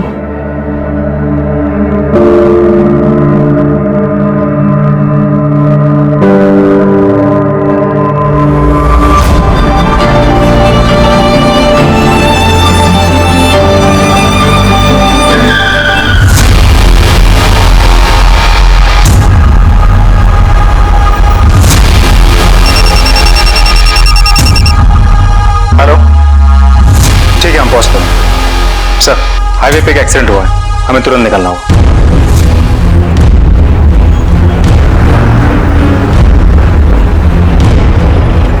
सर, एक्सीडेंट का केस है, लगता है आदमी मर गया है। सर मैंने हाईवे पे बहुत साल नौकरी की, लेकिन ये एक्सीडेंट मुझे कुछ अजीब लगा। सर रात के अंधेरे में हाईवे के बीचों बीच कोई क्या करने आया होगा? कोई व्हीकल भी नहीं है आसपास। इससे कोई मोबाइल वोबाइल बरामद हुआ है? नहीं सर, आइडेंटिटी के लिए कुछ भी नहीं मिला। तो ठीक है रे, इतनी रात गए हाईवे के बीच में ये क्या कर रहा होगा? एक काम करो, यहाँ ट्रक्स के जो टायर मार्क्स है ना वो कलेक्ट करो, इसका फोटोग्राफ हर जगह सर्कुलेट करो, पता करो कि कौन है, और बॉडी को पोस्टमार्टम के लिए भेजो। चलो छोटू उठना, कितनी देर तक सोता रहेगा तू? गोपाल भाई आए क्या? अभी नहीं आए, और तू उठ जल्दी से। कहाँ पर है तू? सुबह से 10 बार तुझे फोन कर चुका हूँ। गोपाल कहाँ पर है? पता नहीं, अब तक नहीं आया। कल रात को बोला था 1 घंटे में आऊंगा करके, अब तक नहीं आया। एक तो पहले वो फोन उठा नहीं रहा था, अब उसका फोन नहीं लग रहा है। जल्दी आप पुलिस स्टेशन जाना है। क्या? जो बॉडी हमें हाईवे पे मिली थी उसकी प्राइमरी पोस्टमार्टम रिपोर्ट आ गई। डॉक्टर के मुताबिक उस आदमी की मौत एक्सीडेंट के 2 घंटे पहले ही हो चुकी थी, मतलब रात के करीब 10 से 12 के बीच, और किसी ने उस आदमी को बहुत बुरी तरह से मारा था। मौत सर पे चोट लगने की वजह से। मतलब किसी ने उसे मारकर हाईवे पे फेंक दिया और उसके बाद कोई ट्रक उसे कुचल के चली गई। मतलब कोई इसे एक्सीडेंट की शक्ल देना चाहता था। सर मेरा छोटा भाई कल रात से गायब है। क्या नाम है उसका? गोपाल। गोपाल? जी सर। सर ये तो गोपाल ऊपर है। क्या हुआ इन्हें? मर गए क्या? इनको मार दिया गया। जी एक बात बताओ, गोपाल की किसी के साथ कोई दुश्मनी थी क्या? नहीं सर, दुश्मनी तो नहीं थी, लेकिन कल रात ढाबे पर लड़ाई हुई थी उनकी। मुझे उस ढाबे के लिए चलो अभी इसी बात। हाँ, और आप बॉडी क्लेम करके उसकी फॉर्मेलिटीज पूरी कीजिए। Help him. चलो इसको। क्राइम में फेसिया ये लग रहा था कि गोपाल की मौत एक्सीडेंट से हुई है, लेकिन मेरे पीएसआई को इस थ्योरी पर शक था और उसका शक बिल्कुल सही निकला। किसी ने बहुत प्लानिंग के साथ गोपाल को मारा और उसे हाईवे पर फेंक दिया। कातिल को लगा कि ये एक ट्रक वाला है। पुलिस भी इस बात को मान लेगी कि रोड क्रॉस करते हुए यह मारा गया। ये तो क्लियर हो गया था कि ये एक मर्डर केस है, लेकिन इस केस को सॉल्व करने में कितनी मुश्किलें आएंगी ये हम नहीं जानते थे।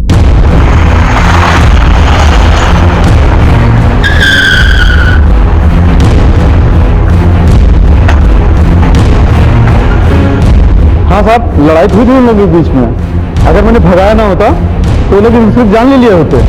सीसीटीवी है आपके पास? हाँ जी सर है। फोटो चेक करो।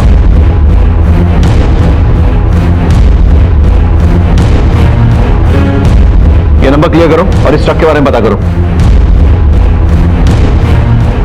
गोपाल के ट्रक को भी ट्रेस करो। सर आमतौर पर ये सारे ट्रक रात को ही चलते हैं और दिन में शहर के बॉर्डर के बाहर ये लोग वेट करते हैं। पता करो उसका ट्रक शहर में ही है या कहीं निकल गया है। सर ठीक है।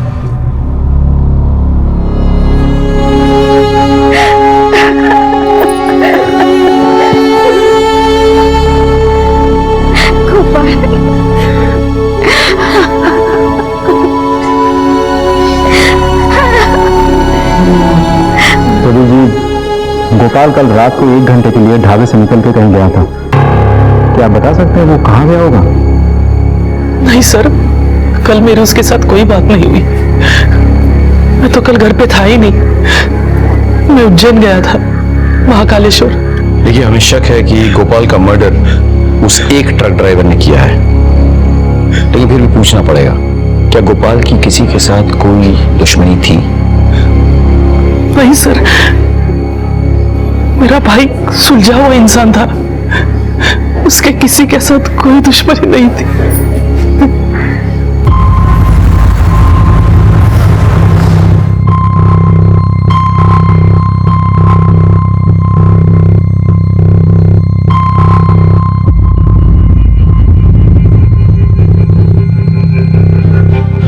ये क्या है अमित?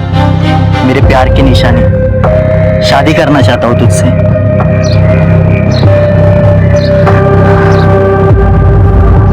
ये भी बेचना है?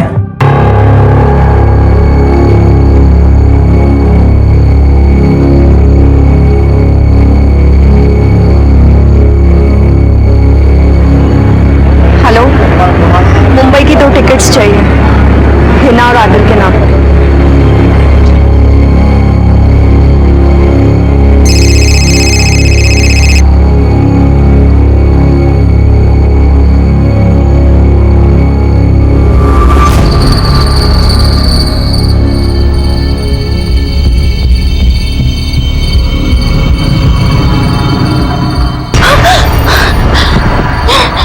क्या हुआ?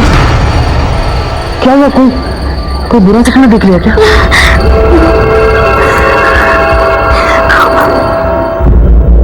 गोपाल मेरा ही ट्रक चलाता था, मेरे ट्रक का कुछ पता चला सर? अभी नहीं, ढूंढ रहे हैं। एक बात बताइए, गोपाल का बाकी ड्राइवरों के साथ कभी कोई झगड़ा वगड़ा हुआ था? नहीं सर, वैसे तो कोई बात नहीं थी। अच्छा, इस ट्रक को पहचानते? नहीं सर। सर गोपाल का ट्रक मिल गया है, भंवरकुआं एरिया में था। ट्रक में कुछ मिला? सर आईडी कार्ड, फोन सब ट्रक के अंदर ही मिले। सर मैं ट्रक ले जा सकता हूँ अपना? नहीं अभी नहीं, अभी इंक्वायरी बाकी है, उसके बाद अभी आप जा सकते हैं। सर मैं नहीं तुम यहीं रुको। अजय सर, फॉरेंसिक को बुला के पूरा ट्रक चेक करवाओ। हो सकता है कि मर्डर ट्रक के अंदर हुआ हो और उसके बाद बॉडी फेंकी हो। Right sir. सर, गोपाल के फोन की लोकेशन डिटेल्स आ गई है सर। उसने लास्ट में किसी सितारा को फोन किया था और उसके फोन की लोकेशन राव एरिया में थी। ये सितारा कौन है? ओहो, क्या बात है, आज इस वाले हमारे गली में। ले जाइए साहब, जो पसंद है ले जाइए। ये सितारा कौन है? सितारा, ये रही साहब। अच्छा राव सितारा, गोपाल को जानती होगी ना? तो फोन पे ऐसी बातें करती थी आप? साहब बस एक ग्राहक था। सिर्फ ग्राहक है?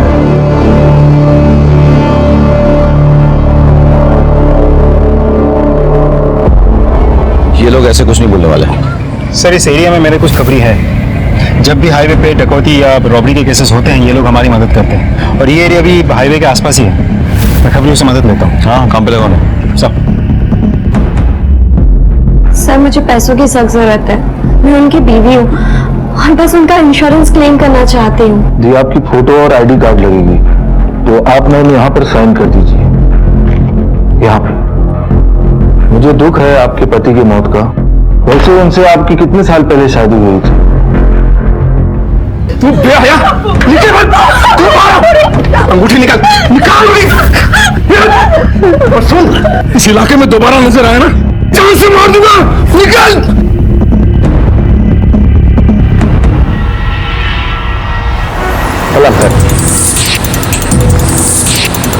सर पक्की खबर है, सलमा का ना सितारा के चक्कर में बहुत झगड़ा हुआ गोपाल से, और सलमा के आदमी ने गोपाल को बहुत मारा।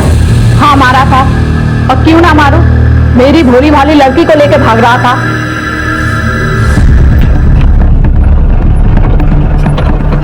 अच्छा हुआ उस ऑटो वाले ने फोन करके बताया, नहीं तो ये तो गोपाल के साथ छूमंतर हो जाती।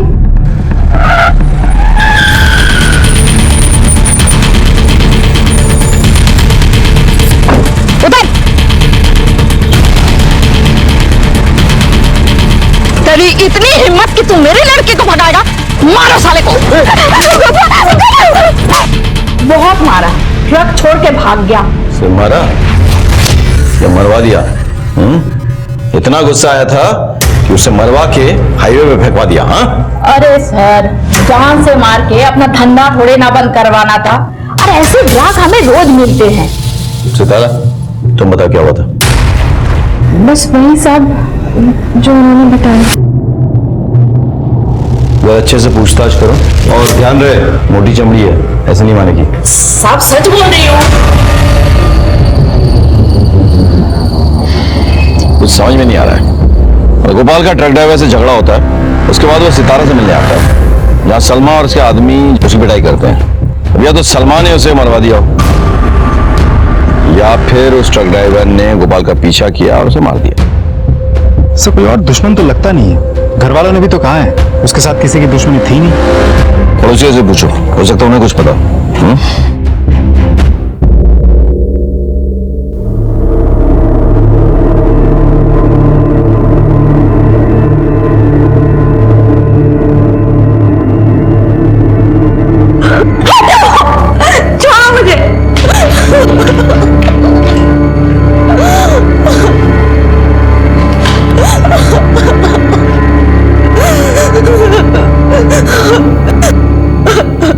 गोपाल का घर में किसी के साथ झगड़ा हुआ था? थोड़ा बहुत खिटपिट होता था, पर उस दिन बहुत बड़ा तमाशा हुआ था। गोपाल, गोपाल, गोपाल कहाँ जा रहा है? अरे छोड़, अरे कहाँ छोड़ो मुझे? बोल दो। अनिल ने इसके साथ मारपीट की ना, तो बस गुस्से में जा रहा है। तू जल्दी से जा और उसको रोक, कहीं ऊंच नीच ना हो जाए। जा जल्दी। हाँ जी बोलो। सर एक इम्पोर्टेंट इन्फॉर्मेशन है। हाल ही में गोपाल का उसके जीजे के साथ झगड़ा हुआ था। जरा पता करो उसके बारे में, और इस जीजा जी को पुलिस स्टेशन उठा के ले आओ। सर गोपाल पे तो बहुत गुस्सा आता होगा ना? गुस्सा क्यों होगा सर? क्यों? मारपीट नहीं हुई थी उसके साथ? तुम्हारे पड़ोसी बता रहे थे। ऐसा कुछ नहीं होता सर, वो तो बस एक छोटी सी लड़ाई हुई थी पति पत्नी में, और वो गोपाल घर पर आकर मारने लगा मुझे। साले तूने अच्छा नहीं किया, समझा? देख गोपाल, मुंह से बात कर, वरना हाथ मेरे पास भी है। मुझे तो यही भाषा समझ में आती है ना, तुझे आज ढंग से समझाता हूं मैं। अरे छोड़ इसे। अगर वो किसी के बाप पे हाथ उठाएगा तो कोई कैसे सहेगा? और अगर किसी के बहन पे हाथ उठाएगा तो कैसे चलेगा? सर ये तो बीवी है ना, वो चलता है। तेरी बीवी है इसलिए चलता है? डोमेस्टिक वायलेंस बहुत बड़ा अपराध है। पति ने कंप्लेन की ना, अंदर सड़ेगा। सर इन्होंने कुछ नहीं किया था, सारी गलती मेरी ही थी।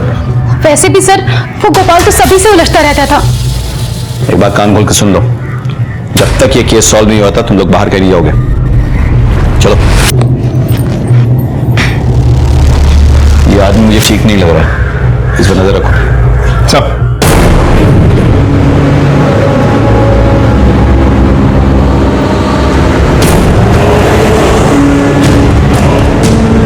ऐसे कैसे पहुंचेगा? अभी बताता हूं साले को।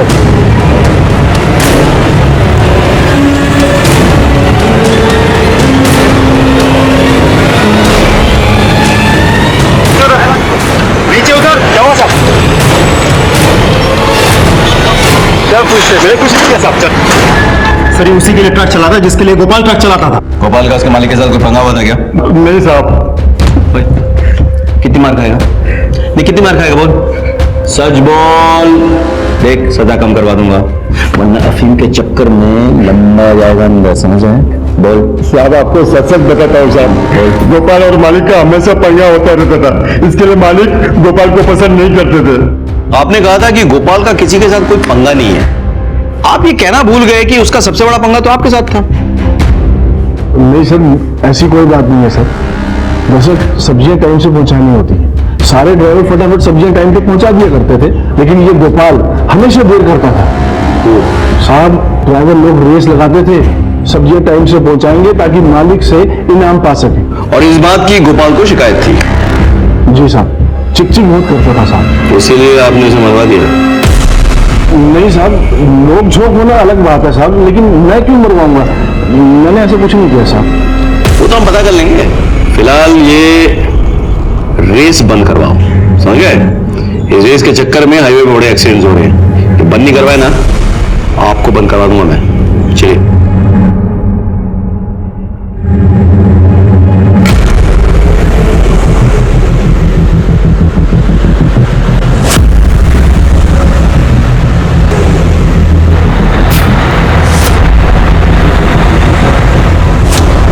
मेरे होती है वैसे गए हुए हैं, बस गए हुए। हाँ चल दिखा। अरे साहब कुछ नहीं है सुधर, चलो जाओ पीछे चेक करो। बोल रहा हूँ कुछ नहीं है।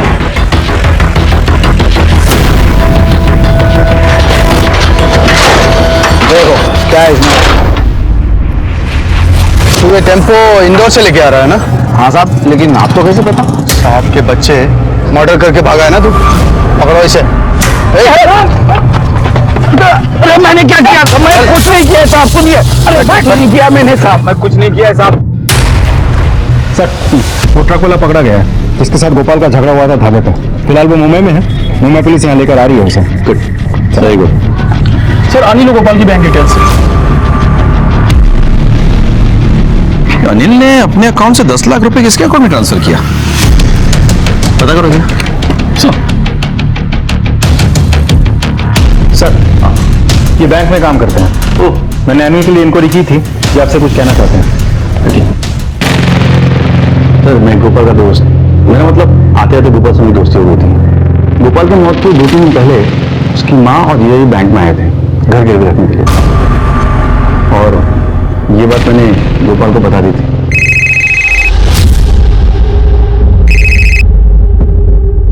हेलो, मेरी बात ध्यान से सुनो। तुम्हारी माँ और जीजू दोनों आए थे बैंक, बोले थे घर गिरवी रखना। क्या? ठीक है, आप चलिए। ठीक है अजय साहब, इसका मतलब ये है कि पहले अनिल ने गोपाल की बहन से मारपीट की, फिर गोपाल की मां पर प्रेशर डाला और उसके घर को गिरवी रखने की कोशिश की। काम करो, ये 10 लाख जिसके अकाउंट में ट्रांसफर हुआ है ना, उसके बारे में पता करो, उसे बुलाओ। सब तुझे कुछ नहीं होगा, मैं हूं ना। डॉक्टर साहब मैंने 50,000 रुपए जमा कर लिए हैं। 50,000 में कुछ नहीं होने वाला है। आप ऑपरेशन की तैयारी तो कीजिए, बाकी के पैसे भी जल्दी मिल जाएंगे।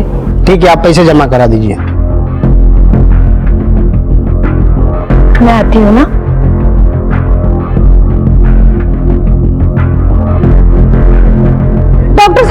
डॉक्टर साहब देखिए क्या होगा मेरे बच्ची को, प्लीज।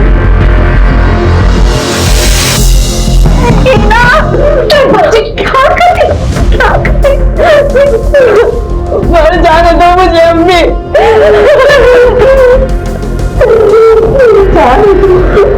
जान को कैसे समझाने? तेरे बन जात गए और अमित की खुशखुशी में सभी बेकसूर मार रहे। बहुत बेइज्जती हुई है उनकी। आकर तुझे बाहर देखे मेरे बच्चे।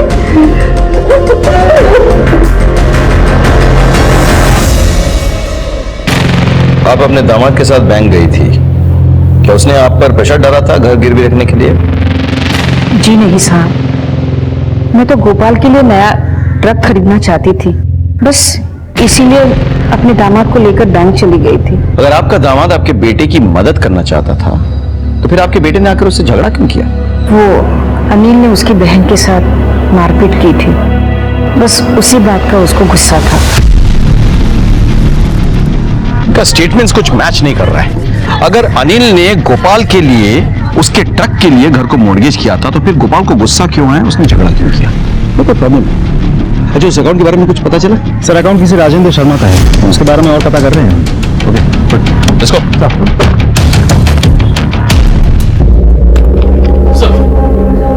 सर राजेश शर्मा एक रियल एस्टेट ब्रोकर है और मैंने अनिल के वकील से भी बात की है। गोपाल ने अपने घर के अपने हिस्से को मौत से एक दिन पहले अनिल के नाम कर दिया था। गोपाल ऐसे क्यों करेगा? एक काम करो, तुम जाके इस राजेंद्र को बुला के लाओ। सर अनिल ने 10 लाख रुपए क्यों दिए थे आपको? वो सर ये थे। हाँ सर दिए थे, एक मकान पसंद किया था। आपने वो 10 लाख रुपए किसी से उधार लेके दिए थे, चुकाते कैसे? वो तो कैसे कैसे करके चुका देता मैं। कैसे? गोपाल का घर बेचकर, उसकी माँ को प्रेशराइज करके कि उसका घर गिरवी रख दे। क्या बकवास है ये सब? बकवास है? ठीक है, ये देख देख, क्या बताओ, बकवास लग रहा है? फ्लैट तो बहुत बड़ा है, दाम भी तो बड़े हैं। उसकी चिंता तुम मत करो, पैसों का इंतजाम हो जाएगा। वो कैसे?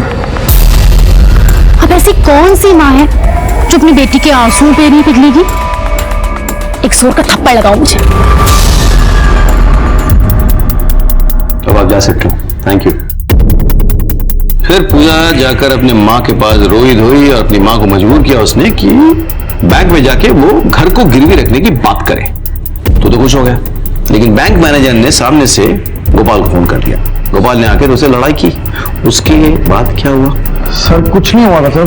फिर गोपाल ने अपना हिस्सा तुझको कैसे दे दिया बे? सर उसे बुरा लगा था, उसने मारपीट तो की थी पर उसने पेपर साइन करके अपनी माँ को दे दिए थे।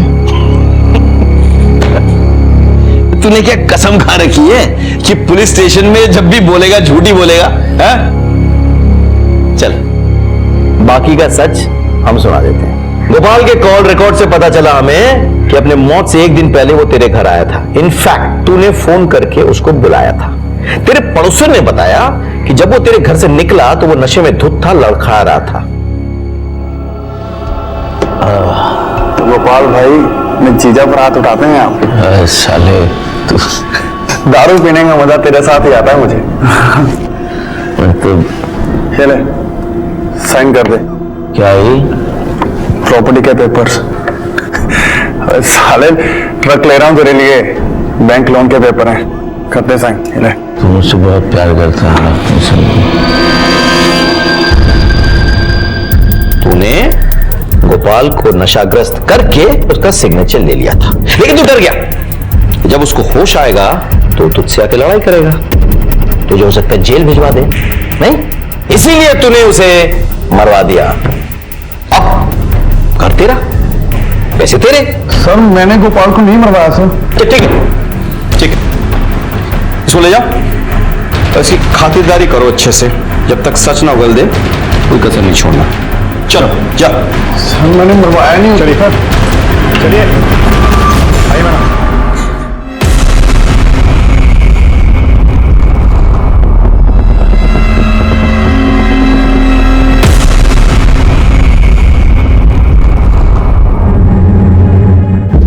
Yes sir, thank you sir. हाँ तो ट्रक वाला मिल गया। वंडरफुल। मैंने गोपाल को नहीं मारा साहब, मुझे तो बाद में मालूम पड़ा। सर मैं डर गया था इसलिए भाग रहा था सर। देखो मैं किसी से पंगा नहीं लेता हूँ, किसी से लड़ता नहीं हूँ साहब, लेकिन मुझे गोपाल से लड़ने के लिए पैसे मिले थे साहब। किसने पैसे दिए? गोपाल के मालिक ने। हाँ साहब मैंने भगत को पैसे दिए थे, बहुत परेशान हो गया था गोपाल से। कब तक सहते रहेंगे? महंगाई इतनी बढ़ गई है, 6 महीने हो गए कहते कहते। सारी दुनिया आगे निकल गई, हम ड्राइवरों के पैसे नहीं बढ़ रहे। देख गोपाल, तूने यहाँ काम नहीं करना है मत कर, लेकिन और लोगों को भड़का मत। हमारे पैसे बढ़ाओ सेठ जी। अगर मैं गया तो सारे ड्राइवर मेरे साथ जाएंगे, क्यों भाइयों? चलो हम लोग काम छोड़ के जा रहे हैं सेठ।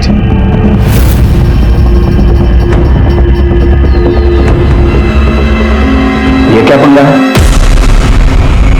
भगत मेरा एक काम करोगे? दिमाग खराब कर दिया था उसने साहब, इसलिए मैंने भगत से कहा उसके हाथ पैर तोड़वा दे। और भगत जब उसको मार नहीं पाया तो तुमने किसी और को भेजा उसको मारने के लिए? नहीं साहब, मैंने उसको नहीं मरवाया। मन मत करो इसकी, और इसकी जान पहचान में जो कोई भी है सबका कॉल रिकॉर्ड से लोकेशन निकालो। हो सकता है किसी और को इसने काम दिया मारने का। नहीं सर। सर गोपाल का भाई प्रदीप उस घर को बेच रहा है सर। क्या ये सच है कि आप लोग इस घर को बेच के कहीं जा रहे हैं? जी हाँ साहब, क्योंकि इस घर में हमारे गोपाल की कई सारी यादें हैं, इसीलिए हम ये बेचकर कहीं और जा रहे हैं।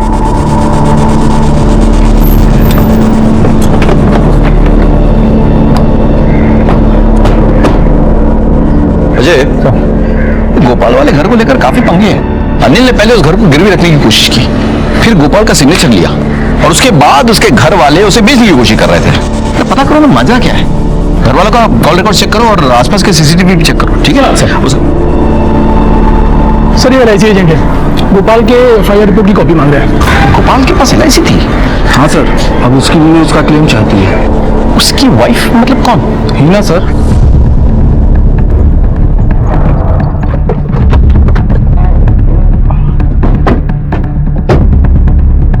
सर गोपाल के घर में तो सब यही कह रहे थे कि गोपाल की शादी ही नहीं हुई, फिर ये बीवी देखते हैं।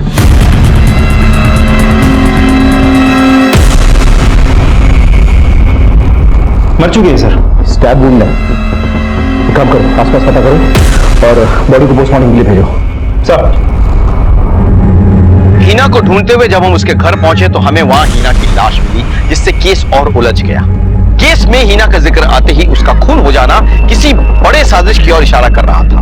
गोपाल के मर्डर केस में हमारे पास सस्पेक्ट्स बहुत थे, लेकिन किसी के खिलाफ हमारे पास पक्का सबूत नहीं था। मैंने आपको पहले कहा था, जैसे जैसे परतें खुल रही थी ये केस हमारे लिए और मुश्किल होता जा रहा था। मैंने अपनी करियर में इतना उलझा हुआ केस पहले कभी नहीं देखा था। क्या कोई ऐसा था जिसने पहले गोपाल को मारा और फिर हीना की जान ली, या फिर दोनों के हत्यारे अलग अलग थे? आखिर ये सब हो क्या रहा था? फिर हमें हीना के बेटे आदिल के बारे में पता चला। बेटा, तुम्हारे अब्बू का नाम क्या है? हीना। हाँ बेटा, अम्मी नहीं, अब्बू। मेरे तो अम्मी अब्बू है। सर इस बच्चे का ऑपरेशन होने वाला है। इसकी माँ पैसे के इंतजाम करने वाली थी, लेकिन इसकी माँ के बारे में सुन के बड़ा अफसोस हुआ। अच्छा बेटा, एक बात बताओ, तुम्हारी अम्मी के घर वाले कहाँ रहते हैं? मानपुर गाँव। मानपुर गाँव। अजय सर, तुम एक काम करो, एक टीम लेकर मानपुर गांव पहुंचो और वहां जाकर इसके बारे में पता करो। हाँ, और हीना के कॉल रिकॉर्ड चेक करो, देखो वो किसके साथ टच में थी। जी सर। अंकल, मेरी अम्मी कब आएंगी?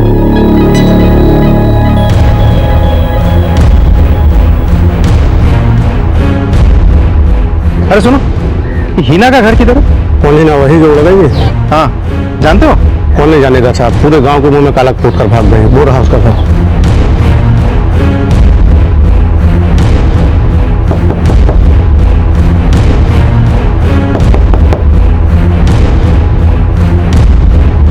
जी, हीना आपकी बेटी है?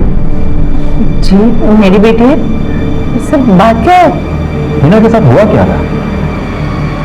दरअसल हीना अमित नाम के लड़के से प्यार करती थी और पता नहीं क्या बात हो गई, अमित ने खुदकुशी कर ली और सारा इल्जाम मेरे पति पर आ गया। फिर क्या हुआ था? और सब फिर वो गोपाल के साथ चली गई। नमस्ते, अमित हेल्पर था मेरा। मुझे पता है कि वो हीना से बहुत प्यार करता था, पर हीना अब इस गांव में नहीं रह सकती। इसे मेरे साथ जाने दीजिए। हीना,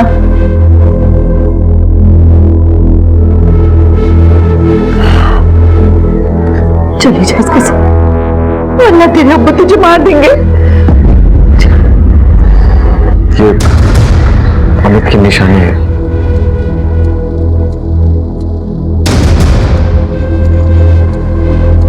लेकिन वहां इंदौर में तो गोपाल और हीना के बारे में किसी को कुछ नहीं पता। लेकिन सर हुआ क्या है? देखिए, गोपाल और आपकी बेटी हीना का किसी ने खून कर दिया। क्या? या अल्लाह!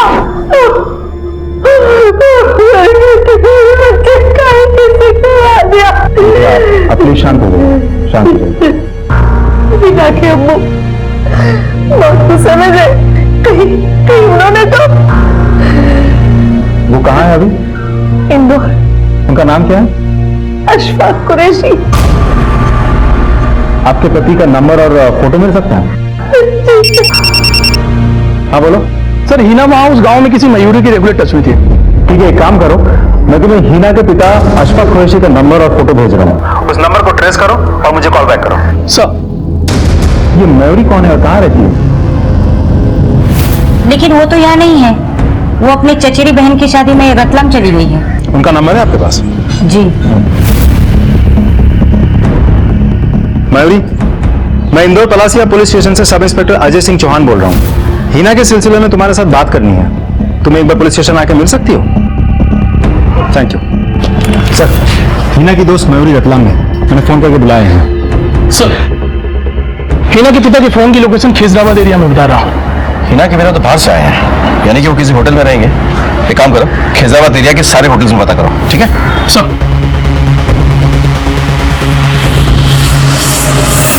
ये तुम्हारे होटल में रुका हुआ है? हाँ साहब, ये तो यही ठहरा हुआ है, कमरा नंबर 203।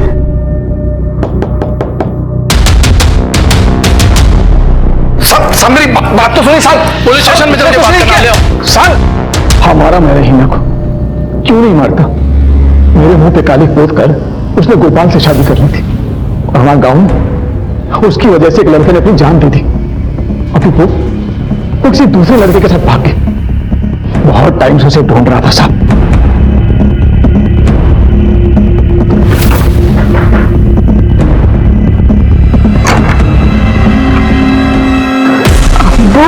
गोपाल को भी तुमने मारा? काश मैं इतना खुश नसीब होता सर। बहुत टाइम तक ढूंढा उसे, अगर मिल जाता ना तो मार ही डालता मैं उसे। शर्म नहीं आती तुम्हें? हाँ? अपनी इज्जत और बदनामी के चक्कर में तुमने अपनी बेटी की जान ले ली। और मुझे इस बात का जरा भी अफसोस नहीं है साहब। अगर हिना मुझे फिर से मिल जाए ना तो फिर से मार डालूंगा उसे। क्या मिला तुमको? जेल की सलाह है? उम्र क्या है? तुम्हारे चक्कर में तुम्हारी बेटी ने क्या कुछ नहीं छोड़ा, अपना गांव, अपना घर, बदल जिंदगी जीने पे मजबूर हो गई। जिन्नत की जिंदगी जी रही थी वो। तुम्हारे चक्कर में अमित ने खुदकुशी की, तुम्हारे चक्कर में आज आदिल को देखने वाला कोई नहीं है। तुमने 3-3 जाने लिए, 3-3। अपने जिद के अंधेपन में डूबे नहीं होते ना तो आज तुम्हारे साथ तुम्हारी बेटी, उसका पति, उसका बच्चा होता। सोचो।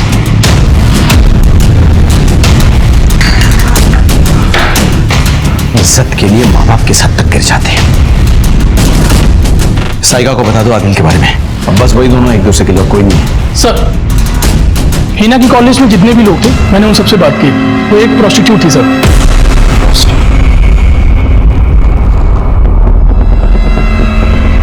अगर हीना गोपाल के साथ मानपुर गांव से निकली तो ऐसा क्या हो गया कि वो प्रोस्टिट्यूट बन गई? जब हमने हीना के डिटेल्स निकाले तो हम ये जानकर दंग रह गए कि वो प्रोस्टिट्यूशन में इन्वॉल्व थी, लेकिन शायद वो लाचार थी और अपने बेटे के लिए सब कर रही थी। इसके बाद हमें कुछ ऐसी इंफॉर्मेशन मिली जिसने हमें एक नए तरीके से सोचने पर मजबूर कर दिया। सर, गोपाल के घर के बाहर कोई सीसीटीवी नहीं है। घर के चौराहे के पास जो एटीएम है उसकी फुटेज मिली है हमें। सर फुटेज में कुछ भी सस्पिशियस नहीं है, मैं दिखाता हूं आपको। लगता है सलमान ही उसे मरवा के हाईवे में फेंकवा दिया। सर मुझे तो भगत पे ही शक है। भगत ने गोपाल का पीछा किया और उसी ने उसको मार दिया। अनिल भी कम सियाना नहीं है, उसने धोखे से गोपाल का सिग्नेचर ले लिया। हो सकता है दोनों में झगड़ा हो गया और जीजा ने मरवा दिया उसे। अब घर वाले घर बेचकर भागना चाहते हैं वहां से। वो क्या रही? ये तो वही पुलिस व्हीकल है जो हाईवे पर थी। सर गोपाल के घर वालों के कॉल रिकॉर्ड्स आ गए सर। उसकी मां ने रात में 12:30 बजे किसी दिनेश को फोन किया था। इस दिनेश के बारे में भी पता किया, वो पुलिस में है और लक्ष्मी का ममेरा भाई है। व्हाट? गोपाल का मामा? कहीं ऐसा तो नहीं कि ये गाड़ी उसी की है? हीना की फ्रेंड मयूरी इंदौर आ चुकी है, बस पुलिस स्टेशन पहुंचने वाली है। गोपाल की फैमिली को बुलाओ, उनसे पूछताछ करनी होगी। सर हीना रेगुलर तुम्हारे टच में थी? हीना ने मुझे एक एक बात बताई थी अपनी। फिर तो उसने ये भी बताया होगा कि इंश्योरेंस के पैसों के लिए उसने गोपाल को मरवाया था? नहीं सर, हीना बर्बाद हो गई थी गोपाल के साथ यहाँ आकर। गोपाल बहुत ही बुरा आदमी था। मेरा बेटा बुरा आदमी नहीं था, बस शराब पीकर वो जानवर बन जाता था। जानवर था वो, जानवर। गोपाल ने ही अपना इंश्योरेंस कराया था किसी पड़ोसी के कहने पे। सर हीना उस पर बहुत यकीन करती थी। अगर वो शराब का गुलाम बन गया था, उसकी शराब छुड़वाने के लिए हम उसे दवाई भी देते थे, कुछ भी असर नहीं हुआ। हिना मुझे मिली थी कुछ साल पहले।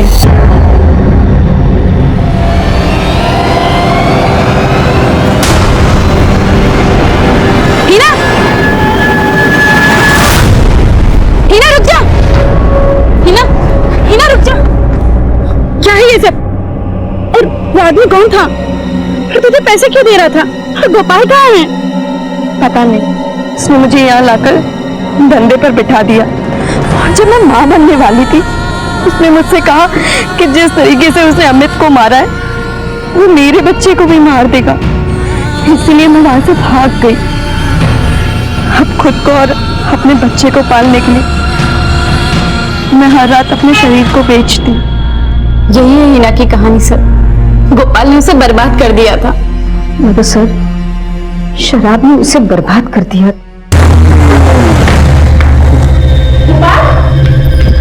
ये क्या किया? बैठा तुम भी ना। गोपाल कहाँ से चोट लगा कर आए हो?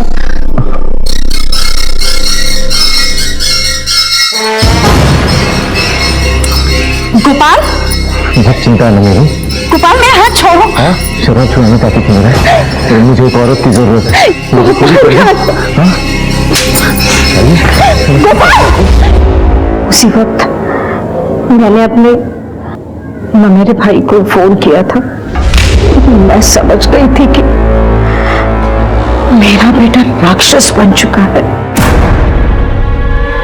अरे गोपाल, किधर जा रहा है? अरे मैं उधर। हाँ चल बैठ गाड़ी में बैठ, मैं छोड़ दे तेरे को।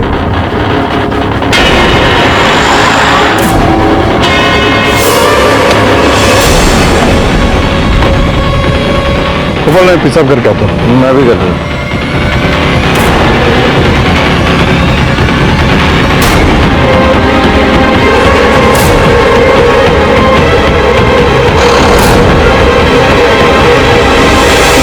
मैंने उसे अपनी गाड़ी में डालकर वहां हाईवे पर फेंक दिया।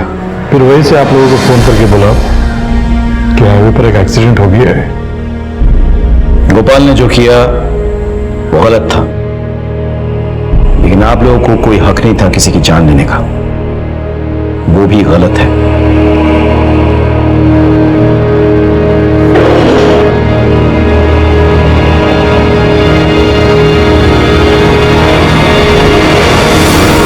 अशफाक जैसे लोग अपनी अहम इज्जत के लिए अपनी औलाद को मारने से नहीं चूकते हैं। अशफाक को उसकी सजा मिल गई, लेकिन उसे कहीं बड़ी सजा मिली उस मासूम आदिल को, जिसके सर से उसकी अम्मी का साया हमेशा के लिए हट गया।